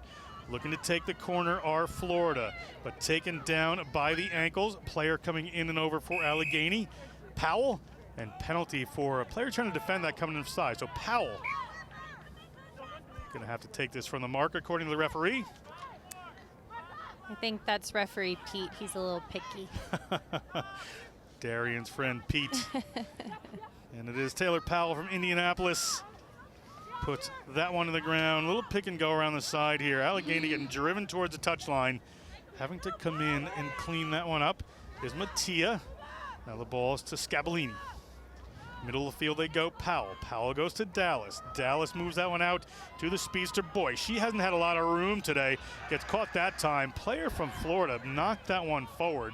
So we have a scrum advantage. He played off the ground too, but referee Chamberlain is going to go with the penalty. He did agree with me eventually. Player playing it on the ground. And we will have ball here to Allegheny. Hannah Mitchell. Hannah Mitchell looking for the corner. Hannah Mitchell finds some contact, gets it to Dallas. Dallas from 5 meters out, spins by one, gets to the try zone, and she is in. And Alexis Dallas touches it down for 5. The Wauwatosa, Wisconsin native, exercise science major at Wheeling, gets 5 points on the board. And great work there for this Allegheny team to extend their lead. Yeah, that's a tank I don't think I would ever want to be in front of there. Dallas, she's just tenacious whenever she's got the ball in hand, especially whenever she's close enough to the try zone. She's going to do whatever she can in order to get over the line.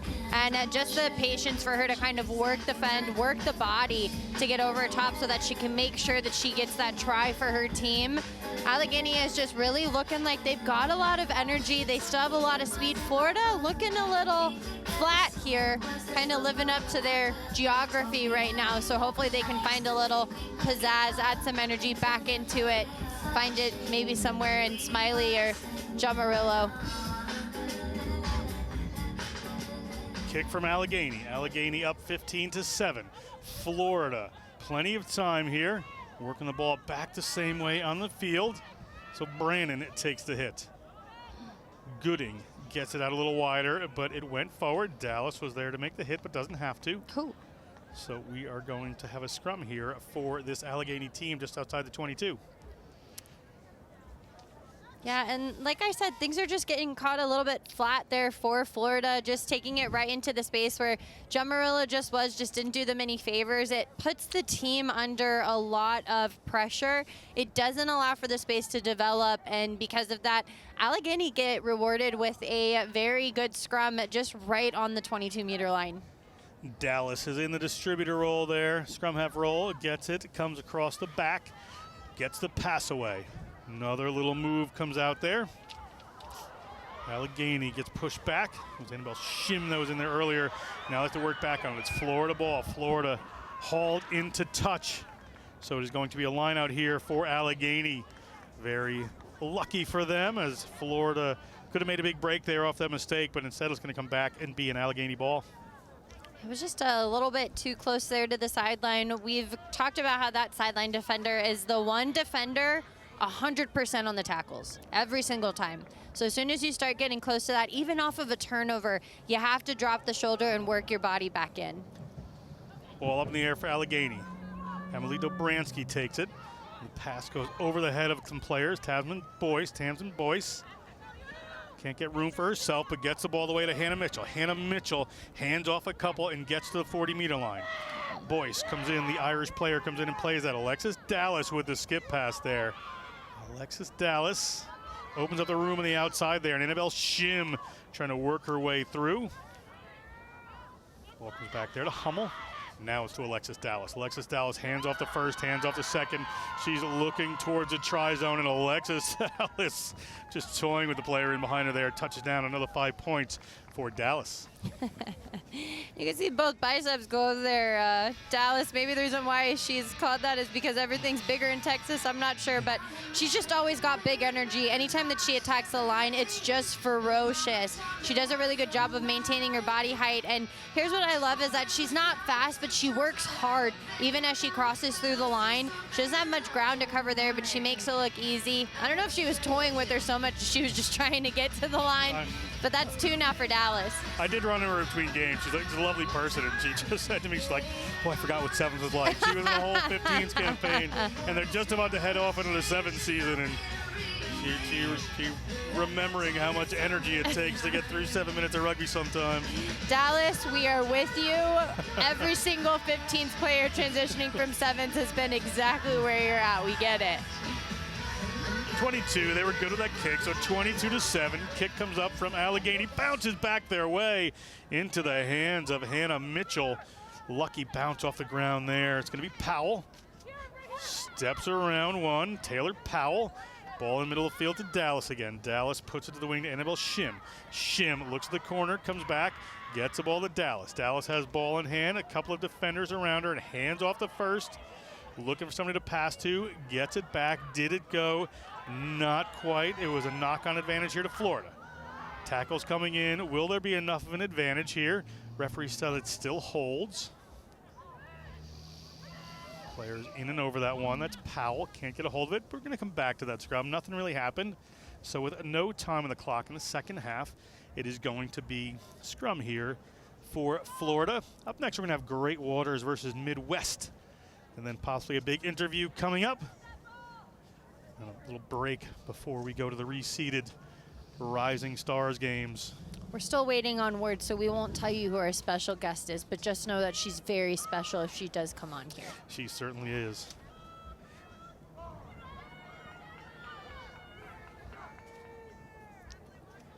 Ball in for Florida. End of the game down 22-7. Into the middle of the field they go. Defense coming across, ball in behind. Boyce waits, ball slips in a touch. Referee on the spot, looks into his watch, and takes it for the end of the game there, 22-7. Allegheny goes 2-1. The 1 and 2 go Florida. That's going to be the end of this one. Stay tuned. It is going to be Great Waters versus Midwest coming up in just a minute.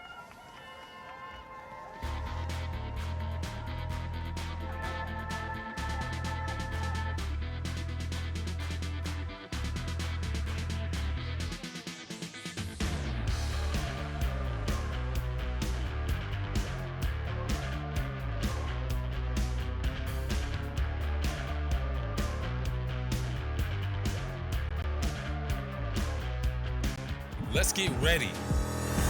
Major League Rugby is now. This is the moment we waited for. Everything you want is right here. We gon' give them what they came for.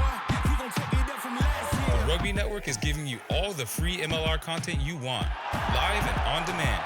Never miss a hit, never miss a try, never miss your team. MLR on TRN. Never miss a match.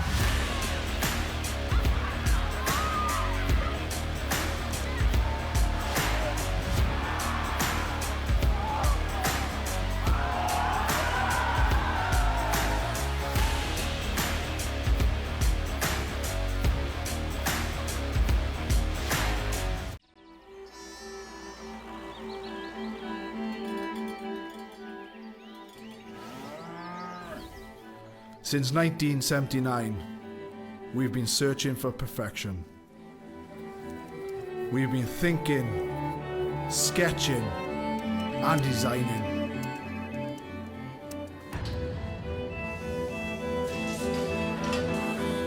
We've been building, assembling, and strengthening.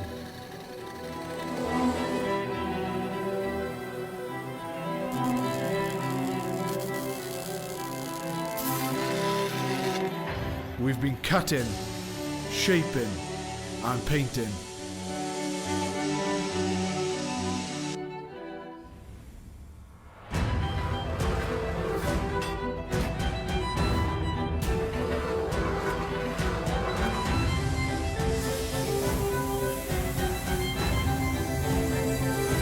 We've created strength and beauty time and again. Our machines are made for one thing: the perfect hit.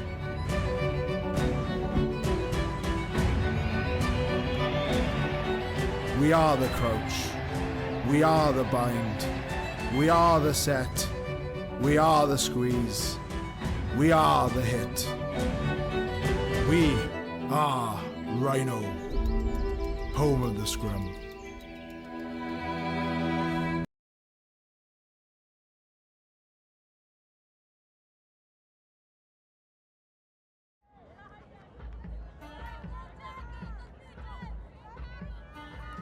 Welcome back. It is the last stadium game for the All-Stars today. Great Waters All-Stars versus the Midwest All-Stars. After this, we're going to have an interview with Alicia Washington, a USA Eagle. Very, very talented player playing in France right now. Stay tuned for that after this game. But right now, the Midwest takes that one down through Ivy Lawson. Morgan Link. In the back, takes that one, gets to Kylie Marlowe, who introduces herself to the defense. Ball squirts out. Referee says that's fine, so we're going to play on here. So we're going to have an interview with Alicia Washington, then a bit of a break. We're going to come back. The reseeded Rising Stars teams. We'll give you that schedule momentarily. But we have more rugby to go today before we come tomorrow back on the Rugby Network for some All-Stars Championship matchups. We're going to have the first knock-on, so scrum here for the Midwest. John Broker with Darian Lovelace taking you this one. A bit of a messy first piece of play. Yeah, it's not uncommon for teams to kind of have those mistakes happen here within the first minute, but this is the third game that both teams have played. They've got to start kind of banding together and figure out the connection, especially seeing as how tomorrow there's a lot of rugby to be played. Ball falls forward off of the hands there. Referee's going to whistle it up. No advantage for this Great Waters team, so we're going to have a scrum for Great Waters. Middle of the field, about 35 meters out. Rachel Grecki and Derek Wagner, the coaches for this Great Waters team. You know, looking at their jerseys now, I see why they are the design that they are, because they do look like Waters. You just see even Link on the ground after she knocks it all, and just the smile, the acknowledgement of the mistake. Mistakes happen in rugby. It's just about how you make up for them. Just make sure it's an aggressive one. We'll see how the Midwest fares against the Great Waters. Yeah, Midwest 0-2 in the day. Great Waters 1-2 in the day. Henich, been a key player. He gets a big tackle there. Just bumps right off of Lawson. Across they come through Jerebic. Ball to the ground again. Advantage now to Midwest. So have a scrum here to Midwest, just inside the Great Waters half. There hasn't been too much rugby played in the first 2 minutes just due to the mishandling errors. It's so important, especially whenever you're playing on select sides, to make the eye contact first, make sure that that person is ready for the ball, and then give the pass. Trying to force it just leads to a disconnect, and it typically leads to a mishandling error. Penalty at the scrum there against Great Waters, so Midwest an opportunity here. Quickly get the ball to Muller. Muller looking for runners, has Link outside, decides to weave through a couple defenders and then offload the ball. Gets the ball to Ellie Zek. Zek at the 22, dragged to the ground. Player came in, looked like on an angle there from Great Waters. They're going to come back to Midwest anyway, so they're going to play. Another big collision there from Marlowe. She certainly likes to make these hits. Link gets it out to Zek. Zek looks to get it in the hands of Yurchek. Yurchek inside the 22. Across they come. Link, University of Northern Iowa player, gets the ball out there to Lawson. Good interplay here from this Midwest team. They get the ball in the air to Link. Link gets her hands free, but can't find the pass. Gets it to the ground. They've got runners out to this left-hand side. Ball pops up there into the hands of Yurchek, and she finds the line. Gets hit, but touches down. 5 points to the Midwest after some great interplay. The sophomore from the University of Minnesota touches down for 5. Really great, gritty play coming in from the Midwest side. It was a lot of phases, a lot of passing. You see there was almost a mishandling there from Yurchek, but just the fact to be able to regather and keep the cool head.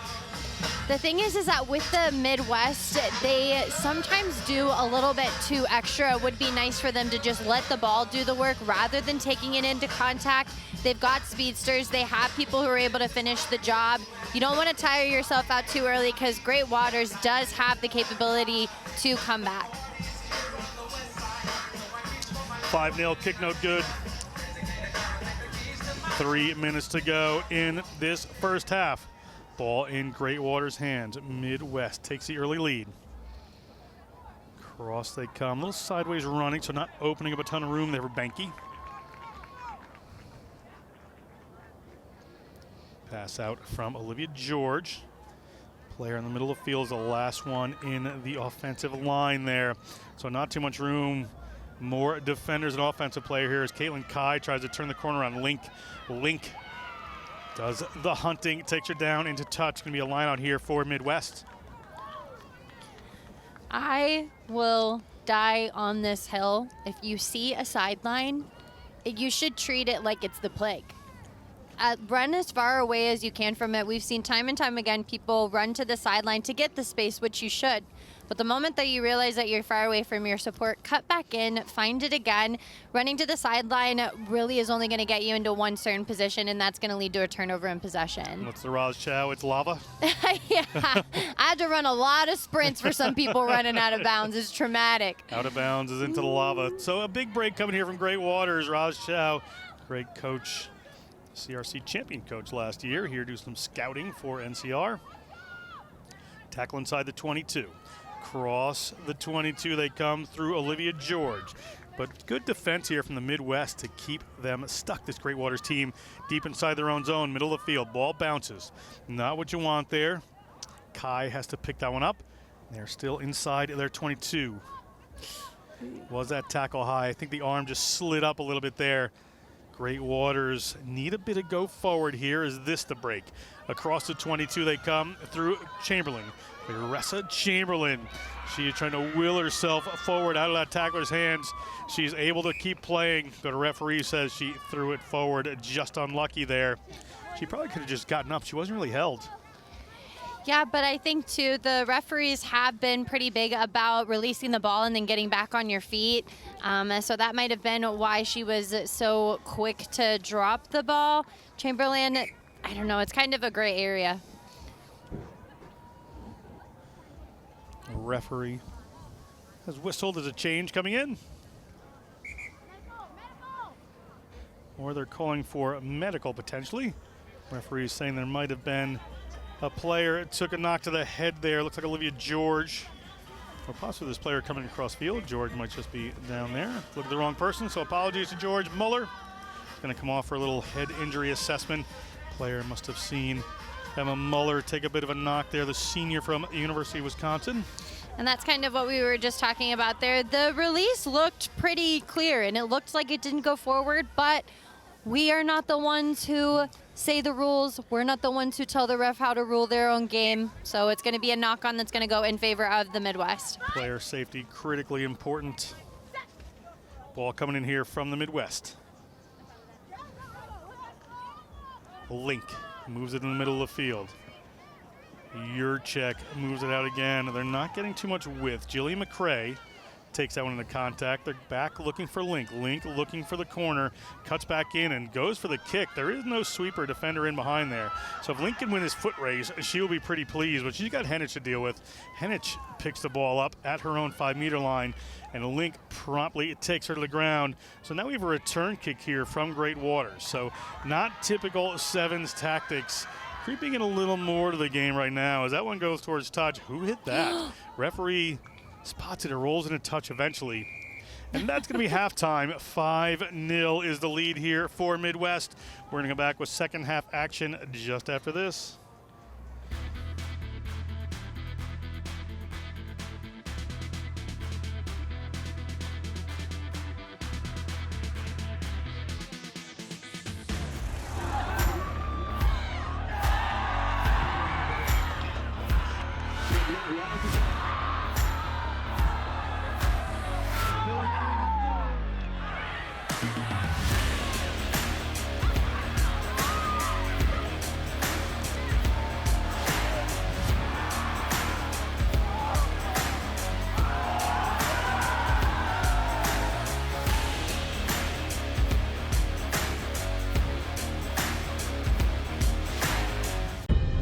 In our game, we play with our hearts. We don't play with sticks, bats, or gloves. We don't wear shoulder pads or helmets. We keep playing when it hurts. And we leave everything on the field. What we wear must be built for our game. Let's get ready. Major League Rugby is now. This is the moment we waited for. Everything you want is right here. We gon' give them what they came for. We gon' take it up from last year. The Rugby Network is giving you all the free MLR content you want, live and on demand. Never miss a hit, never miss a try, never miss your team. MLR on TRN. Never miss a match. Welcome back. We're done with halftime here. Midwest leads 5-0. John Broker with Darian Lovelace. And we are off and running here as a kick to Great Waters. Just 5 points in it, and that could change right about now. Great Waters on the break here. Link comes and forces the knock on. Tremendous work there from Link as Caitlin Kai was headed towards the line. Now it is Midwest ball deep in their own end. Up 5-0. Plenty to play for here as they move the ball across. They've got a runner out wide. Can she take the corner? She cuts back in. Can she find some space? Nice moves there. And they stay alive. Break up the side there. Midwest at their 22. Who can find the room? There it is. Room opens up for the Midwest. Big break coming out to Link. Link, University of Northern Iowa player. Been to the USAU 20 camp. Definitely plenty of opportunities here. Ball goes to the ground. Link brings that one back up.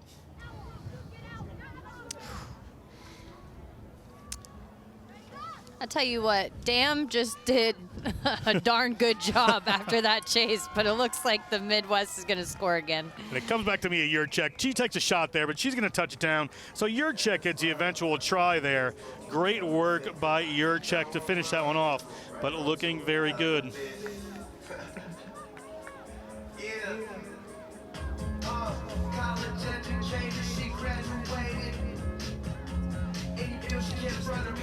Kick to come here. Link will take this one. And that one is going to sail wide. So 10-0 right now for the Midwest here.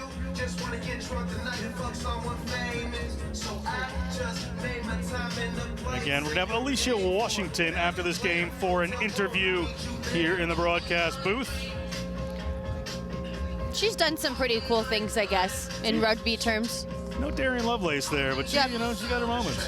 She's That's definitely wonderful. far Yeah. from a Darian Lovelace in a Absolutely good way. Great ambassador for the game. Another Connecticut native. We like that. So we're going to go back to this game where Great Waters is down by 10, and they are working their way up that left-hand side. Ball goes back, but it seemed to be knocked on there. Great Waters, tough one there for Caitlin Kai. So we're going to go back for a scrum.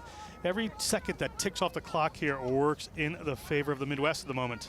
Yeah, and the interplay looked good. Great Waters, and it's just a lack of being able to kind of catch the flow of it. We see there are two Great Waters players. It just leads to a confusion between who's going to get the ball, and one moment of hesitation in sevens can cost you greatly. That just seems to be what happened there with Great Waters. Ball back here for the Midwest. Link shows the ball, steps inside, tries to get through the gap, hauled down eventually. They're going to be able to recycle this one. Good work with Ivy Lawson coming in. Ellie Check coming in. Gets that ball out to Yurchek, the try scorer. Looking for the corner now is McCray. McCray finds a corner, one to beat, hands her off, and it is Jillian McCray. A little bobble there, a little slip, but she's away, the sophomore from Cedar Falls, Iowa. And the University of Iowa psychology, ethics, and public policy major touches down 5 points at this all-star event.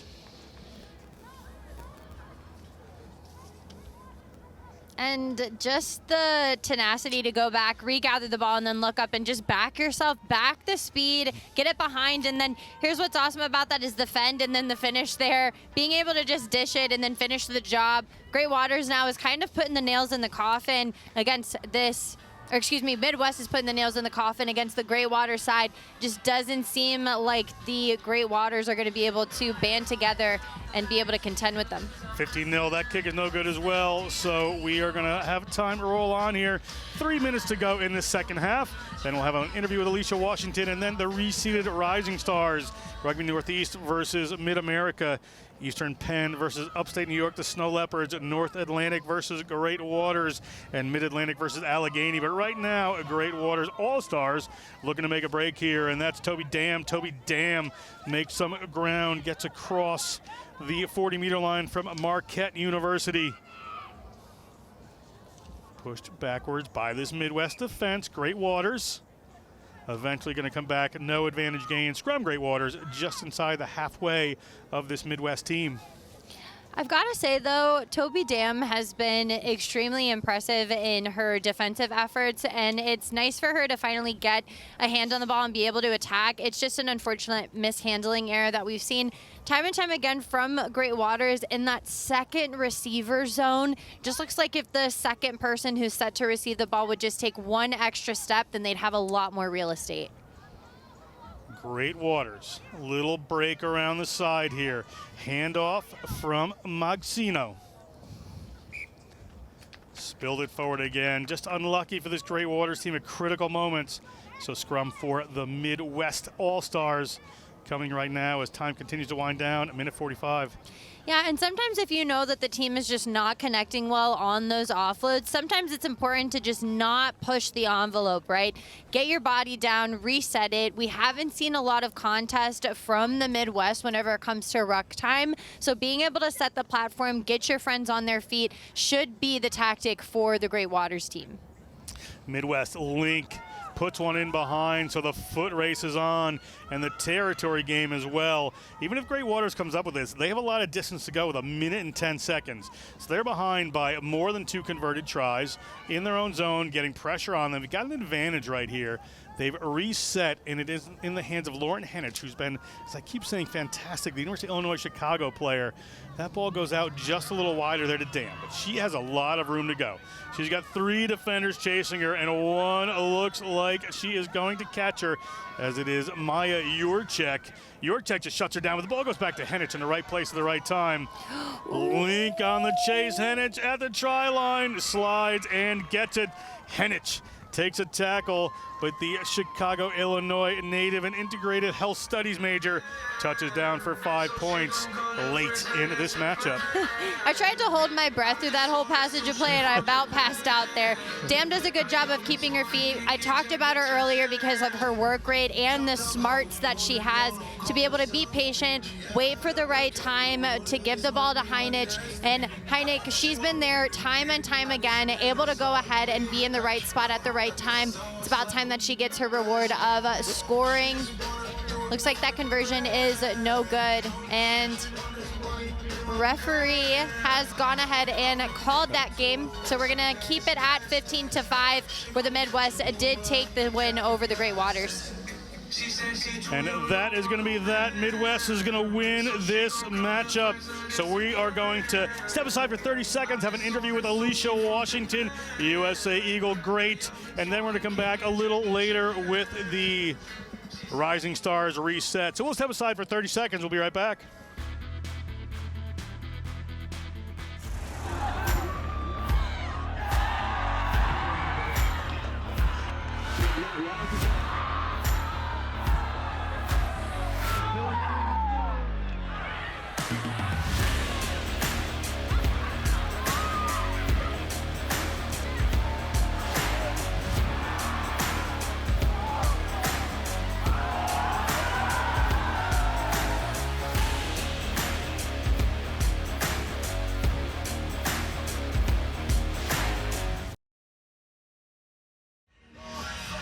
Welcome back. We are here at National Collegiate Rugby's All-Star Weekend, and I am very happy to be joined by USA Eagle great Alicia Washington has come to the event to join us. Great to have you. Great to be here. This is an absolutely incredible event, and I'm just so in awe of all these players, honestly. All right, we're going to take a little time just to talk a few things. You've had a very interesting career in life, but we're just going to talk about the growth of the women's game. A lot's been happening in the last few months, some good numbers coming up.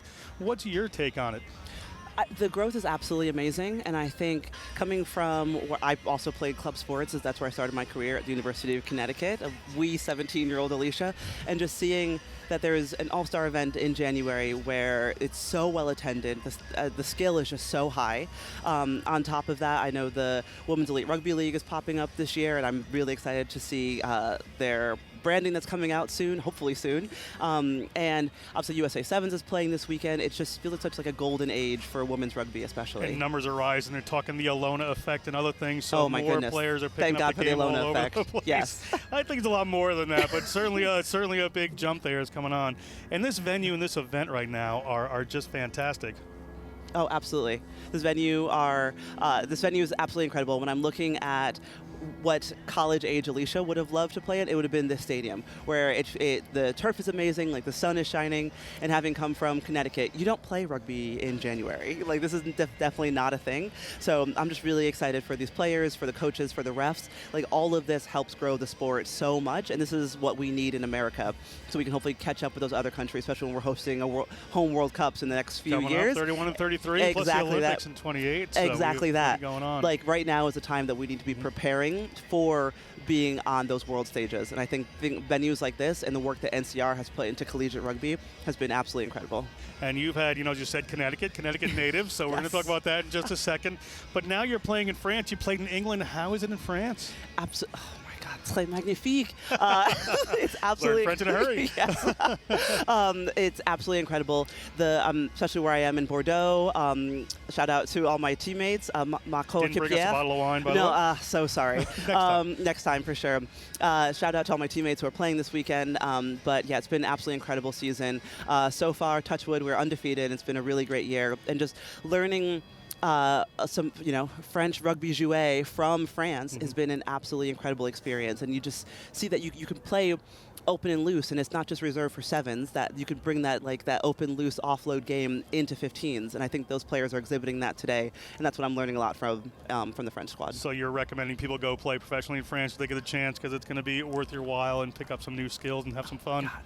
Rugby it's just such a universal language. So I'll admit, when I went to France, I knew very little French, but when you're in a huddle with the coaches, you know what they're saying because you know rugby, and that's sort of the universal language that rugby provides, is that you can hop into any team and you know a handling drill, you know a 2v1 drill, and these are, again, universal. So I think if anyone's a chance to play rugby around the world, say yes, because it's absolutely incredible experience. French, the language of love, rugby, the language of rugby is all good. So playing in France, you hear all about it.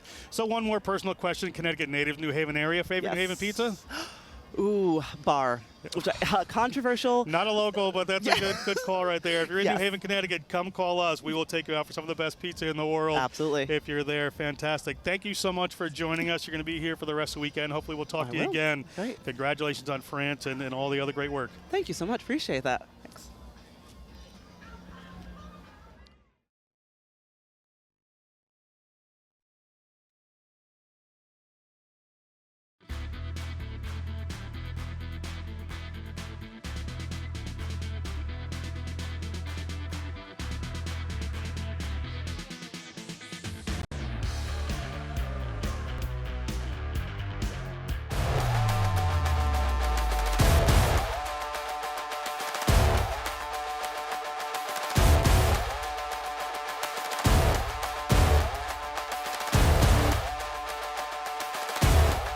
Salmeron. Re-established for the goal!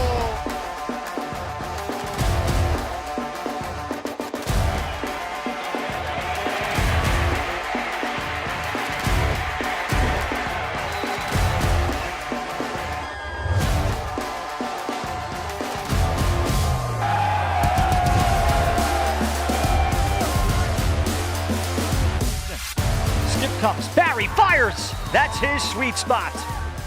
1-1. Was on offense. Gert Spragish crashes. It's 1-0. 40 yards. This one complete. Julian May cuts it back. What a move. May. Lost the football at the end. It came loose. Picked up by Castro. Matt McGill. Castro. Still going. Touchdown Matador. Another shot here. Does on a line. This time it is reeled in for a touchdown.